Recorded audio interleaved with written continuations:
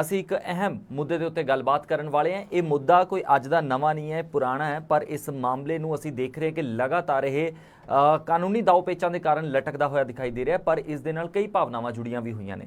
ਮਾਮਲਾ ਹੈ ਜੀ ਬੇਅੰਤ ਕੌਰ ਤੇ ਲਵਪ੍ਰੀਤ ਦਾ, ਜਿੱਥੇ ਬੇਅੰਤ ਕੌਰ ਜਿਹੜੀ ਹੈਗੀ ਇੱਕ ਸਟੱਡੀ ਵੀਜ਼ਾ ਦੇ ਉੱਤੇ ਕੈਨੇਡਾ ਚਲੀ ਜਾਂਦੀ ਹੈ ਤੇ ਜਿਸ ਦੇ ਨਾਲ ਉਹ ਇੱਥੋਂ ਵਿਆਹ ਕਰਾ ਕੇ ਜਾਂਦੀ ਹੈ। ਉਸਦਾ ਨਾਮ ਹੈ ਲਵਪ੍ਰੀਤ ਤੇ ਲਵਪ੍ਰੀਤ ਦੇ ਬਾਰੇ ਦੇ ਵਿੱਚ ਮੇਰੇ ਖਿਆਲ ਨਾਲ ਦਰਸ਼ਕਾਂ ਨੂੰ ਦੱਸਣ ਦੀ ਲੋੜ ਨਹੀਂ, ਸਭ ਲੋਕ ਜਾਣਦੇ ਨੇ ਕਿ ਲਵਪ੍ਰੀਤ ਦੇ ਨਾਲ ਇੱਕ ਧੋਖਾ ਹੁੰਦਾ ਹੈ, ਯਾਨੀ ਕਿ ਉਸ ਨੂੰ ਜੋ ਪ੍ਰੋਸੈਸ ਦੇ ਮੁਤਾਬਕ ਜਾਂ ਗੱਲਬਾਤ ਹੋਈ ਸੀ ਜਾਂ ਜੋ ਰਿਸ਼ਤਾ ਸੀ ਉਹਦੇ ਮੁਤਾਬਕ ਜਦੋਂ ਕੈਨੇਡਾ ਬੁਲਾਇਆ ਜਾਣਾ ਸੀਗਾ ਉਸ ਨੂੰ ਨਹੀਂ ਬੁਲਾਇਆ ਗਿਆ, ਜਿਸ ਦੇ ਪਿੱਛੇ ਜਿਸ ਗੱਲ ਦੀ ਵਜ੍ਹਾ ਦੇ ਕਰਕੇ ਡਿਪਰੈਸ਼ਨ ਦੇ ਵਿੱਚ ਜਾਣ ਕਰਕੇ ਇਸ ਲਵਪ੍ਰੀਤ ਨਾਮ ਦੇ ਇਸ ਲੜਕੇ ਨੇ ਆਤਮ ਹੱਤਿਆ ਕਰ ਲਈ। ਸੋ ਇਸ ਦੀ ਜਿਹੜੀ ਕਸੂਰਵਾਰ ਹੈ ਕਿਤੇ ਨਾ ਕਿਤੇ ਬੇਅੰਤ ਕੌਰ ਬਣਦੀ ਹੈ, ਕਿਉਂਕਿ ਸਿਰਫ ਔਰ ਸਿਰਫ ਗੱਲ ਇਹ ਨਹੀਂ ਸੀਗੀ ਕਿ ਧੋਖਾ ਦੇ ਕੇ ਉੱਥੇ ਜਾ ਕੇ ਰਹਿਣਾ, ਉਸਦੇ ਨਾਲ ਹੀ ਨਾਲ ਕਿਸੇ ਹੋਰ ਵਿਅਕਤੀ ਦੇ ਨਾਲ ਉਸਦੇ ਜਿਹੜੇ ਸੰਬੰਧ ਵੀ ਸਾਹਮਣੇ ਆਏ, ਸੋ ਜਿਸ ਕਰਕੇ ਉਸਨੇ ਪਿੱਛੇ ਜਿਹੜਾ ਉਹਦਾ ਲਾੜਾ ਰਹਿ ਗਿਆ ਸੀ ਉਸਨੂੰ ਲਿਜਾਣ ਦੇ ਵਿੱਚ ਕੋਈ ਪਹਿਲ ਕਦਮੀ ਨਹੀਂ ਦਿਖਾਈ, ਸਗੋਂ ਬਹਾਨੇ ਬਣਾਏ। ਸੋ ਇਹ ਜਿਹੜਾ ਮਾਮਲਾ ਹੈ ਕਾਫੀ ਜ਼ਿਆਦਾ ਪੱਕਦਾ ਰਿਹਾ। ਇਸੇ ਦੇ ਨਾਲ ਜੁੜੀ ਅੱਜ ਗੱਲਬਾਤ ਇਸ ਲਈ ਹੋ ਰਹੀ ਹੈ ਕਿਉਂਕਿ ਕੱਲ ਹੀ ਕੈਨੇਡਾ ਦੇ ਵਿਦੇਸ਼ ਮੰਤਰਾਲੇ ਤੋਂ ਇੱਕ ਚਿੱਠੀ ਜਿਹੜੀ ਹੈਗੀ ਹੈ ਮਹਿਲਾ ਕਮਿਸ਼ਨ ਦੀ ਚੇਅਰਪਰਸਨ ਜਿਹੜੀ ਮਨੀਸ਼ਾ ਗੁਲਾਟੀ ਉਹਨਾਂ ਦੇ ਕੋਲ ਆਈ ਹੈ। ਇਹ ਚਿੱਠੀ ਇਸ ਕਰਕੇ ਆਈ ਹੈ ਕਿਉਂਕਿ ਮਨੀਸ਼ਾ ਗੁਲਾਟੀ ਵੱਲੋਂ ਜੁਲਾਈ 2021 ਦੇ ਵਿੱਚ ਇੱਕ ਚਿੱਠੀ ਜਿਹੜੀ ਹੈਗੀ ਹੈ ਕੈਨੇਡਾ ਦੇ ਪ੍ਰਧਾਨ ਮੰਤਰੀ ਜਸਟਿਨ ਟਰੂਡੋ ਨੂੰ ਲਿਖੀ ਗਈ ਸੀਗੀ, ਜਿਸ ਦੇ ਵਿੱਚ ਬੇਅੰਤ ਕੌਰ ਤੇ ਲਵਪ੍ਰੀਤ ਨੂੰ ਲੈ ਕੇ ਇਸ ਮਾਮਲੇ ਦੇ ਉੱਤੇ ਡਿਸਕਸ਼ਨ ਉਹਨਾਂ ਨੇ ਮੰਗੀ ਸੀ, ਜਾਂ ਮਤਲਬ ਇਹ ਜਿਹੜਾ ਮਾਮਲਾ ਹੈਗਾ ਉਹਨਾਂ ਦੀ ਨਜ਼ਰ ਦੇ ਵਿੱਚ ਲਿਆਉਣ ਲਈ ਇਹ ਚਿੱਠੀ ਲਿਖੀ ਸੀ। ਉਸ ਦੇ ਵਿੱਚ ਬੇਅੰਤ ਕੌਰ ਦੇ ਵੱਲੋਂ ਜਿਹੜਾ ਹੈਗਾ ਲਵਪ੍ਰੀਤ ਦੇ ਨਾਲ ਕਿਸ ਤਰੀਕੇ ਨਾਲ ਧੋਖਾ ਕੀਤਾ ਗਿਆ ਤੇ ਕਿਸ ਤਰੀਕੇ ਨਾਲ ਲਵਪ੍ਰੀਤ ਨੇ ਸੁਸਾਈਡ ਕਰ ਲਿਆ, ਇਸ ਬਾਰੇ ਪੂਰੀ ਡਿਟੇਲ ਜਿਹੜੀ ਹੈ ਚਿੱਠੀ ਦੇ ਵਿੱਚ ਉਹਨਾਂ ਨੇ ਲਿਖ ਕੇ ਭੇਜੀ ਸੀਗੀ, ਜੋ ਕਿ ਮਨੀਸ਼ਾ ਗੁਲਾਟੀ ਦਾ ਕਹਿਣਾ ਹੈ। ਤੇ ਉਸ ਦੇ ਉੱਤੇ ਜਦੋਂ ਹੁਣ ਰਿਪਲਾਈ ਆਉਂਦਾ ਹੈ ਤਾਂ ਕੈਨੇਡਾ ਦੇ ਵੱਲੋਂ ਜੋ ਵਿਦੇਸ਼ ਮੰਤਰਾਲੇ ਵੱਲੋਂ ਜੋ ਲੈਟਰ ਆਉਂਦੀ ਹੈ ਉਸ ਦੇ ਵਿੱਚ ਵਿਦਿਆਰਥੀਆਂ ਨੂੰ ਲੈ ਕੇ, ਯਾਨੀ ਕਿ ਜੋ ਕੈਨੇਡਾ ਦੇ ਵਿੱਚ ਪੜ੍ਹਨ ਜਾਂਦੇ ਵਿਦਿਆਰਥੀ ਨੇ ਇੰਡੀਆ ਤੋਂ ਜਾਂ ਖਾਸ ਤੌਰ ਦੇ ਉੱਤੇ ਪੰਜਾਬ ਤੋਂ, ਉਹਨਾਂ ਦੀ ਸੁਰੱਖਿਆ ਨੂੰ ਯਕੀਨੀ ਬਣਾਉਣ ਦੇ ਲਈ, ਧੋਖਾਧੜੀਆਂ ਦੇ ਉੱਤੇ ਕੰਟਰੋਲ ਕਰਨ ਦੇ ਲਈ ਜਿਹੜੀ ਉਧਰੋਂ ਹੈ ਇਹ ਤੇ ਕਿਹਾ ਗਿਆ, ਤਸੱਲੀ ਦਿੱਤੀ ਗਈ ਹੈ ਕਿ ਧਿਆਨ ਦਿੱਤਾ ਜਾਏਗਾ। ਪਰ ਖਾਸ ਗੱਲ ਇੱਥੇ ਇਹ ਹੈ ਕਿ ਬੇਅੰਤ ਕੌਰ ਨੂੰ ਲੈ ਕੇ ਉਸ ਦੇ ਵਿੱਚ ਕੋਈ ਵੀ ਖਾਸ ਲਾਈਨ ਜਿਹੜੀ ਹੈ ਨਹੀਂ ਲਿਖੀ ਗਈ, ਜ਼ਿਕਰ ਨਹੀਂ ਕੀਤਾ ਗਿਆ, ਨਾ ਹੀ ਲਵਪ੍ਰੀਤ ਦੇ ਮਾਮਲੇ ਨੂੰ ਲੈ ਕੇ ਕੋਈ ਜ਼ਿਕਰ ਕੀਤਾ ਗਿਆ। ਪਰ ਫਿਰ ਵੀ ਮਨੀਸ਼ਾ ਗੁਲਾਟੀ ਇਸ ਰਿਪਲਾਈ ਨੂੰ ਲੈ ਕੇ ਬਹੁਤ ਜ਼ਿਆਦਾ ਖੁਸ਼ ਨਜ਼ਰ ਆ ਰਹੀ ਨੇ ਤੇ ਉਹਨਾਂ ਨੇ ਲਾਈਵ ਹੋ ਕੇ ਆਪਣਾ ਇਸ ਦੇ ਬਾਰੇ ਲੋਕਾਂ ਨੂੰ ਵੀ ਦੱਸਿਆ ਹੈ ਕਿ ਮੇਰੇ ਕੋਲੇ ਰਿਪਲਾਈ ਆ ਗਿਆ। ਸੋ ਉਹਨਾਂ ਨੇ ਮੇਰੇ ਤੋਂ ਮਾਫੀ ਵੀ ਮੰਗੀ ਹੈ ਵਿਦੇਸ਼ ਮੰਤਰਾਲੇ ਨੇ ਕੈਨੇਡਾ ਦੇ ਕਿ ਅਸੀਂ ਲੇਟ ਰਿਪਲਾਈ ਦੇ ਰਹੇ ਹਾਂ। ਮੈਡਮ ਇਸ ਗੱਲ ਤੋਂ ਤੇ ਕਾਫੀ ਖੁਸ਼ ਨਜ਼ਰ ਆ ਰਹੇ ਨੇ, ਪਰ ਉਹਨਾਂ ਨੇ ਕਿਤੇ ਵੀ ਇਸ ਗੱਲ ਦਾ ਜ਼ਿਕਰ ਸ਼ਾਇਦ ਉਹਨਾਂ ਨੇ ਗੌਰ ਨਹੀਂ ਕੀਤੀ ਇਸ ਖੁਸ਼ੀ ਦੇ ਵਿੱਚ ਕਿ ਬੇਅੰਤ ਕੌਰ ਦੇ ਮਾਮਲੇ ਦੇ ਉੱਤੇ ਕੈਨੇਡਾ ਦੇ ਵਿਦੇਸ਼ ਮੰਤਰਾਲੇ ਤੋਂ ਕੋਈ ਵੀ ਉਹਦੇ ਵਿੱਚ ਸਟੇਟਮੈਂਟ ਨਹੀਂ ਸੀਗੀ। ਸੋ ਇਸ ਮਾਮਲੇ ਦੇ ਉੱਤੇ ਗੱਲਬਾਤ ਹੋਏਗੀ। ਉਸ ਦੇ ਨਾਲ ਹੀ ਨਾਲ ਹਮਦਰਦ ਲੀਗਲ ਟਾਕ ਦੇ ਵਿੱਚ ਅਸੀਂ ਹਮੇਸ਼ਾ ਗੱਲਬਾਤ ਕਰਦੇ ਰਹਿੰਦੇ ਹਾਂ ਜਿਹੜੇ ਕਿ ਪ੍ਰੋਪਰਟੀ ਦੇ ਨਾਲ ਜੁੜੇ ਮਾਮਲੇ ਨੇ, ਜਿਹੜੇ ਵੀ NRI ਵੀਰ ਨੇ ਜਿਨ੍ਹਾਂ ਦੀ ਇੰਡੀਆ ਦੇ ਵਿੱਚ ਪ੍ਰੋਪਰਟੀ ਹੈਗੀ ਹੈ, ਉਹਨੂੰ ਲੈ ਕੇ ਕੋਈ ਮਾਮਲੇ ਯਾਨੀ ਕਿ ਕੋਈ ਕੇਸ ਚੱਲਦੇ ਨੇ ਜਾਂ ਫਿਰ ਉਹਨਾਂ ਦੀ ਸੁਰੱਖਿਆ ਨੂੰ ਯਕੀਨੀ ਕਿਵੇਂ ਬਣਾਉਣਾ ਹੈ, ਵਸੀਅਤ ਕਿਵੇਂ ਬਣਾਉਣੀ ਹੈ, ਪੇਪਰ ਵਰਕ ਕੀ ਹੁੰਦਾ ਹੈ, ਇਸ ਦੇ ਲਈ ਵੀ ਅਸੀਂ ਇਸ ਪ੍ਰੋਗਰਾਮ ਦੇ ਵਿੱਚ ਤੁਹਾਡੇ ਨਾਲ ਗੱਲ ਕਰਦੇ ਹਾਂ। ਤੇ ਸਾਡੇ ਨਾਲ ਗੱਲਬਾਤ ਕਰਨ ਦੇ ਲਈ Punjab and Haryana high court ਦੇ ਮਸ਼ਹੂਰ ਵਕੀਲ ਸੁਨੀਲ ਮੱਲਨ ਜੀ ਅਕਸਰ ਹੀ ਜੁੜਦੇ ਨੇ, ਅੱਜ ਵੀ ਸਾਡੇ ਨਾਲ ਨੇ, ਸਵਾਗਤ ਕਰ ਲੈਂਦੇ ਹਾਂ। ਸਤਿ ਸ਼੍ਰੀ ਅਕਾਲ ਸਰ। ਸਤਿ ਸ਼੍ਰੀ ਅਕਾਲ ਭਾਜੀ, ਦਰਸ਼ਕਾਂ ਨੂੰ ਵੀ ਸਤਿ ਸ਼੍ਰੀ ਅਕਾਲ ਜੀ ਮੇਰਾ। ਸੋ ਅੱਜ ਜੋ ਚਿੱਠੀ ਆਈ ਹੈ ਉਸ ਦੇ ਤੇ ਰਾਜ਼ ਖੋਲ੍ਹਣ ਵਾਲੇ ਹੀ ਹੋ ਤੁਸੀਂ, ਉਸ ਤੋਂ ਪਹਿਲਾਂ ਇੱਕ ਵਾਰੀ ਕਿਉਂ ਨਾ ਤੁਹਾਨੂੰ ਤੇ ਦਰਸ਼ਕਾਂ ਨੂੰ ਇਹ ਸੁਣਾ ਦਈਏ ਇੱਕ ਵਾਰੀ ਕਿ ਤੁਸੀਂ ਤੇ ਸੁਣਿਆ ਹੀ ਹੈ, ਖੈਰ ਦਰਸ਼ਕਾਂ ਨੂੰ ਸੁਣਾ ਦਈਏ ਕਿ ਮਨੀਸ਼ਾ ਗੁਲਾਟੀ ਜੀ ਇੰਨੇ ਜ਼ਿਆਦਾ ਖੁਸ਼ ਕਿਉਂ ਸੀਗੇ ਅੱਜ। 28 ਜੁਲਾਈ ਤੋਂ ਪਹਿਲਾਂ ਅਸੀਂ ਕੈਨੇਡਾ ਦੇ ਜਸਟਿਨ ਟਰੂਡੋ PM ਜੀ ਨੂੰ ਚਿੱਠੀ ਲਿਖੀ ਸੀ। ਕੱਲ ਸਾਨੂੰ ਹੁਣ ਇੱਕ ਫਿਰ ਤੋਂ ਲੈਟਰ ਆਇਆ ਕੈਨੇਡਾ ਤੋਂ, ਉਹਨਾਂ ਦੇ ਵਿਦੇਸ਼ ਮੰਤਰਾਲੇ ਤੋਂ ਆਇਆ ਵੇ। ਮੈਂ ਹੁਣੇ ਲੈਟਰ ਫੇਸਬੁੱਕ ਤੇ ਪੋਸਟ ਵੀ ਕਰ ਦਾਂਗੀ। ਉਹਨਾਂ ਨੇ ਸਾਨੂੰ ਬਹੁਤ ਸੋਹਣਾ ਇਹਦਾ ਜਵਾਬ ਦਿੱਤਾ ਹੈ ਕਿ ਰਿਸਪੈਕਟਡ ਮੈਡਮ, ਜੋ ਤੁਹਾਨੂੰ ਅਸੀਂ ਇਹ ਜਵਾਬ ਦੇਣ 'ਚ ਦੇਰ ਹੋ ਗਈ ਉਹਦੇ ਲਈ ਅਸੀਂ ਇਮਾਨਦਾਰੀ ਨਾਲ क्षमा ਚਾਹੁੰਦੇ ਹਾਂ। ਹੋਰ ਸਾਡੀ ਕੈਨੇਡਾ ਸੀਮਾ ਏਜੰਸੀ ਇਹਨੂੰ ਪੂਰਾ ਕਰਨ ਵਾਸਤੇ ਬੜੀ ਪ੍ਰਤੀਬੱਧ ਹੈ ਕਿ ਇੱਥੇ ਆਉਣ ਵਾਲੇ, ਇੰਡੀਆ ਤੋਂ ਆਉਣ ਵਾਲੇ, ਸਪੈਸ਼ਲੀ ਪੰਜਾਬ ਤੋਂ ਆਉਣ ਵਾਲੇ ਜਿਹੜੇ ਸਾਡੇ ਬੱਚੇ ਜਾਂਦੇ ਨੇ ਉਹਨਾਂ ਦੀ ਸੁਰੱਖਿਆ ਨੂੰ ਲੈ ਕੇ ਅਸੀਂ ਕੋਈ ਵੀ ਤਰ੍ਹਾਂ ਦਾ ਧੋਖਾ ਇੱਥੇ ਸਵੀਕਾਰ ਨਹੀਂ ਕਰਾਂਗੇ। ਹੋਰ ਇਹੋ ਜਿਹੇ ਲੋਕਾਂ ਨੂੰ ਬੈਨ ਕੀਤਾ ਜਾਏਗਾ। और तुसी साडा इस तरफ ध्यान लेके आए हो क्योंकि यह बड़ा ही इंपॉर्टेंट विषय वे, महत्वपूर्ण विषय वे जिंदी तरफ तुसी साडा ध्यान दवाया है। और साडी हुण इत्थे दा विदेश मंत्रालय स्पीड नाल इहदे ते काम करना शुरू करेगा। मैनू बहुत खुशी हुई है कि कैनेडा तो उन्हां दे विदेश मंत्रालय दी चाहे देर नाल लैटर आई है, हुण जिन्ने भी बच्चियां दे नाल चीज़ां हो रही ने, आई होप कि उन्हां ते काम होएगा। ਅਸੀਂ ਉਹਨਾਂ ਨੂੰ ਰਸਤਾ ਦਿਖਾਵਾਂਗੇ ਕਿ ਕਿਸ ਤਰ੍ਹਾਂ ਉਹ ਐਮਬੈਸੀ ਦੇ ਨਾਲ ਡਾਇਰੈਕਟ ਆਪਣੀ ਕੰਪਲੇਂਟਸ ਜਾਂ NRI ਸੈੱਲ ਦੇ ਥਰੂ ਕੰਟੈਕਟ ਕਰ ਸਕਦੇ ਨੇ, ਅਸੀਂ ਗਾਈਡ ਜ਼ਰੂਰ ਕਰਾਂ।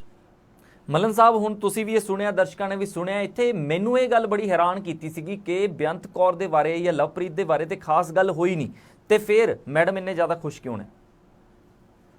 ਕੈਨੇਡਾ ਤੋਂ ਪਹਿਲੀ ਦੀ ਚਿੱਠੀ ਆਈ ਹੋਣੀ। ਬੜੇ ਅਫਸੋਸ ਦੀ ਗੱਲ ਹੈ ਜੀ, ਐਡੇ ਵੱਡੇ ਕਮਿਸ਼ਨ ਦੇ ਇੱਕ ਅਹੁਦੇਦਾਰ ਹੋ ਕੇ ਇੰਨੀ ਗੈਰ ਜ਼ਿੰਮੇਦਾਰਾਂ ਨਾਲ ਗੱਲ ਕਰਦੇ।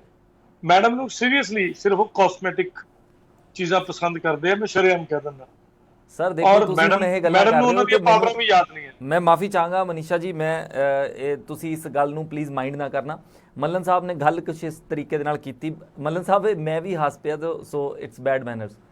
ਨਹੀਂ, ਬੈਡ ਮੈਨਰਸ ਨਹੀਂ, ਗੱਲ ਹੈ ਹੀ ਉਹ ਜੀ। ਮੈਡਮ ਵੀ ਤੇ ਹੱਸ ਕੇ ਗੱਲਾਂ ਕਰਦੇ ਆ, ਉਹ ਕਿਹੜਾ ਰੋਕ ਕੇ ਗੱਲਾਂ ਕਰਦੇ ਆ ਜੀ। ਐਡੇ ਵੱਡੇ ਕਮਿਸ਼ਨ ਦੇ ਐਡੇ ਵੱਡੇ ਅਹੁਦੇਦਾਰ ਹੋ ਕੇ ਇੰਨੀ ਵੇਗ ਜੀ ਗੱਲ ਕਰਨੀ। ਇਹਨਾਂ ਨੇ ਇੱਕ ਉੱਥੇ ਆਪਣੇ ਕੋਲ ਰਿਟਾਇਰ ਬੰਦਾ ਰੱਖਿਆ, ਉਹਨੂੰ ਬੋਲਣ ਦੀ ਅਕਲ ਤੱਕ ਨਹੀਂ ਹੈ। ਚਲੋ ਬਾਹਰ ਚਲੋ, ਚਲੋ ਬਾਹਰ ਚਲੋ, ਇਹ ਲੈਂਗੁਏਜ ਹੁੰਦੀ ਉਸ ਬੰਦੇ ਦੀ। ਮੇਰੇ ਆਪਣੇ ਨਾਲ ਹੋਇਆ, ਬਾਹਰ ਸਿਕਿਉਰਿਟੀ ਗਾਰਡ ਪਿੱਛੇ ਜੋ, ਮੈਂ ਕਿਹਾ ਹੱਥ ਨਹੀਂ ਲਾਣਾ। ਤੁਸੀਂ ਆਮ ਜਨਤਾ ਨੂੰ ਪਾਗਲ ਬਣਾ ਸਕਦੇ ਹੋ ਜੀ। ਕਮਿਸ਼ਨ ਕੋਲ ਤਾਕਤ ਹੈ ਇਨਵੈਸਟੀਗੇਟ ਕਰਵਾਉਣ ਦੀ ਜੀ, ਐਸਐਸਪੀ ਨੂੰ ਆਪਣੇ ਕੋਲ ਬੁਲਾਉਣ ਦੀ ਵੀ, ਇਹਦੇ ਚ ਕਿਉਂ ਨਹੀਂ ਕੁਝ ਹੋਇਆ। ਔਰ ਇਹ ਰੈਮਡੀਜ਼ ਔਰ ਮੋਡਸ ਆਪਰੈਂਡੀ ਦੱਸ ਕੇ ਔਰ ਇਹ ਲਿਖਦੇ ਕਿ ਕੈਨੇਡਾ ਦੇ ਲਾਅ ਦੀ ਇਸ ਧਾਰਾ ਮੁਤਾਬਕ ਇਹ ਕ੍ਰਿਮੀਨਲ ਵਾਪਸ ਭੇਜੇ ਜਾ ਸਕਦੇ ਨੇ।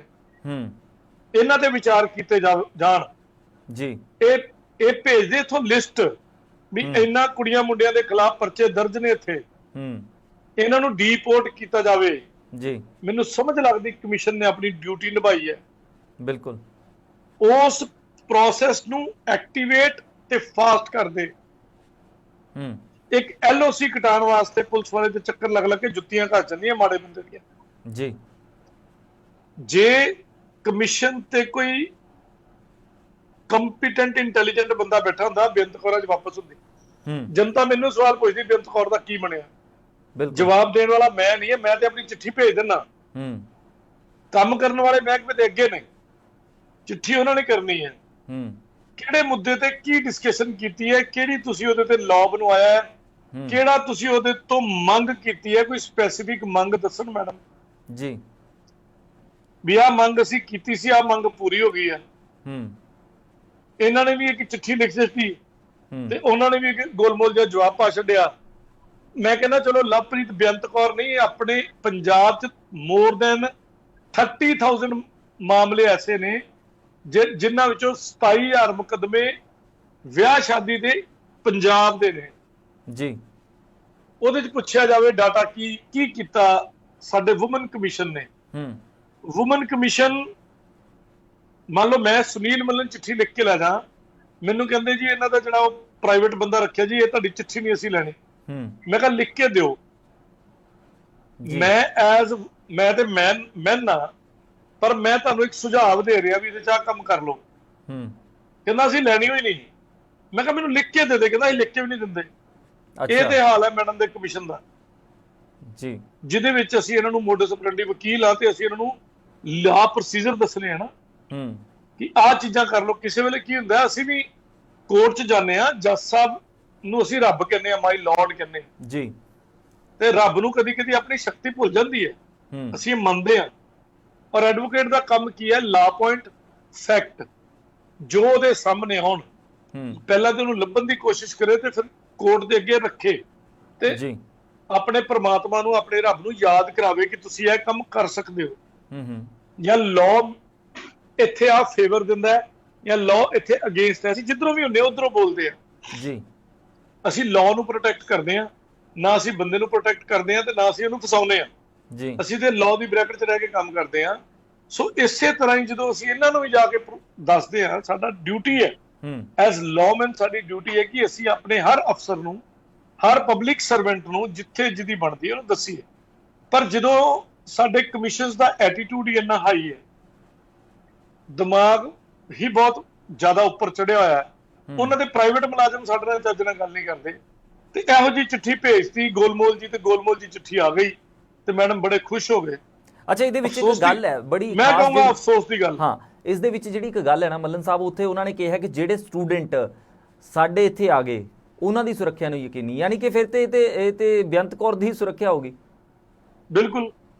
ਤੇ ਇਹਦੇ ਵਿੱਚ ਤੇ ਇਹ ਤੇ ਗੱਲ ਆਈ ਨਹੀਂ ਕਿ ਉਹਨਾਂ ਦਾ ਪਿਛਲਾ ਕ੍ਰਿਮੀਨਲ ਰਿਕਾਰਡ ਜਾਂ ਫਿਰ ਇੱਥੇ ਰਹਿੰਦੇ ਹੋਏ ਉਹਨਾਂ ਦੇ ਨਾਮ ਦੇ ਨਾਲ ਜੁੜਿਆ ਕੋਈ ਕ੍ਰਾਈਮ ਕਿਤੇ ਹੋਰ ਹੋਇਆ। ਮੈਂ ਕੀ ਕਹਿਣਾ, ਮੇਰੀ ਗੱਲ ਸੁਣੋ, ਜਦੋਂ ਇੱਕ ਮੁੰਡਾ ਜਾਂ ਕੁੜੀ ਕਿਸੇ ਮਾਪਿਓ ਦੇ ਗਲਤ ਪੈਸੇ ਲਵਾ ਕੇ ਆਪ ਬਾਹਰ ਉਡਾਰੀ ਮਾਰ ਗਿਆ ਜੀ, ਉਸ ਤੋਂ ਬਾਅਦ ਉਹ ਆਪਣੇ ਮਾਪਿਓ ਨੂੰ ਸੱਦਾ, ਆਪਣੇ ਭੈਣ ਭਰਾਵਾਂ ਨੂੰ ਸੱਦਾ, ਬੈਨੀਫੀਸ਼ੀਅਰੀ ਤੇ ਉਹ ਵੀ ਹੈ।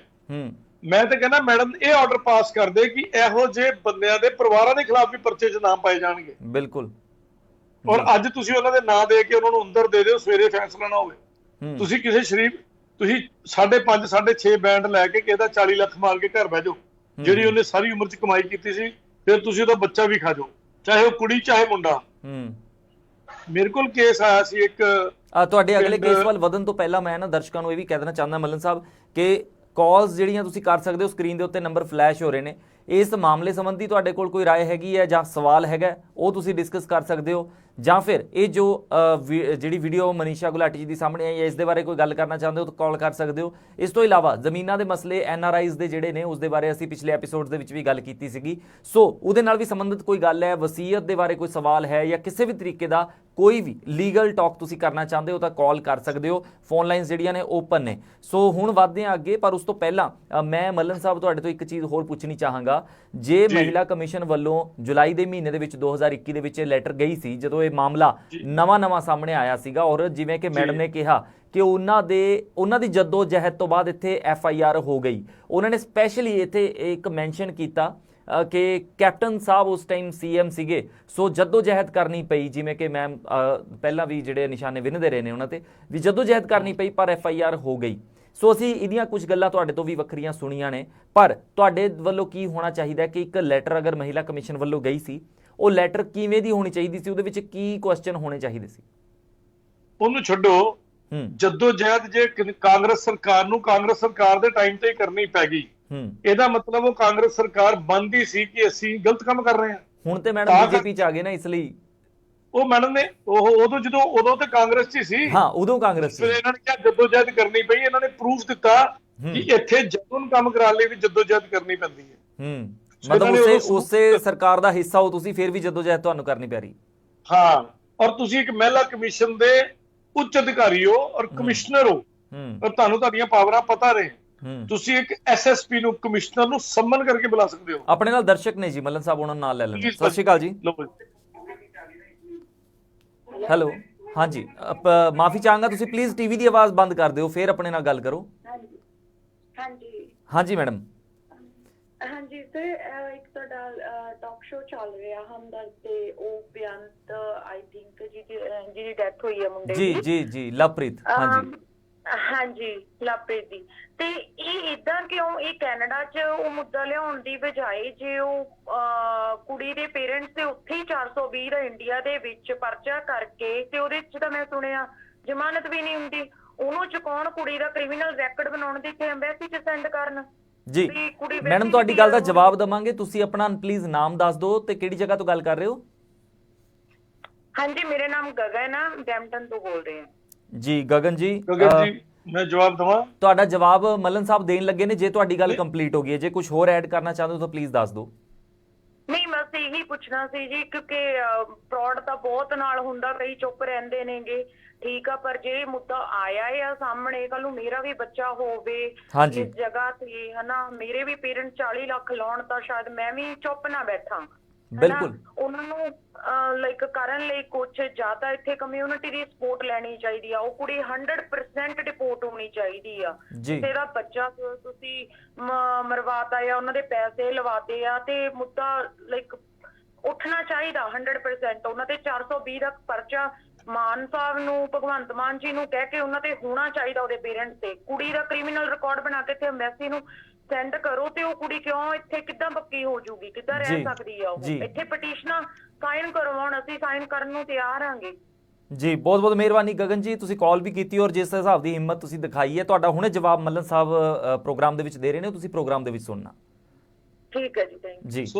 ਹਾਂਜੀ, ਸੋ ਮੈਮ ਨੂੰ ਮੈਂ ਦੱਸ ਦਿੰਦਾ, ਮੈਮ ਨੇ ਸ਼ਾਇਦ ਪ੍ਰੋਗਰਾਮ ਸਾਡਾ ਪਹਿਲੀ ਵਾਰ ਦੇਖਿਆ, ਇਹਨਾਂ ਨੂੰ ਮੁੱਦੇ ਨਾਲ ਨਹੀਂ ਜੁੜੇ ਹੋਣਗੇ। ਮੈਡਮ ਉਹਦੇ ਤੇ ਮਰਡਰ ਦਾ ਚਾਰਜ ਲੱਗਾ, 420 ਨਹੀਂ ਲੱਗਾ, 420 ਤੋਂ ਵੱਡਾ ਚਾਰਜ ਲੱਗਾ ਮਰਡਰ ਦਾ। ਬਾਕੀ ਚਾਰजेस ਉਹਦੇ ਤੇ ਐਡ ਹੋਣੇ ਨੇ। Culpable homicide amounting to death 306, ਆਤਮ ਹੱਤਿਆ ਕਰਨ ਲਈ ਮਜਬੂਰ ਕਰਨਾ, ਅਬੈਟਮੈਂਟ ਟੂ ਸੁਸਾਈਡ ਦਾ ਕੇਸ ਉਹਦੇ ਤੇ ਦਰਜ ਹੋ ਚੁੱਕਾ ਹੈ।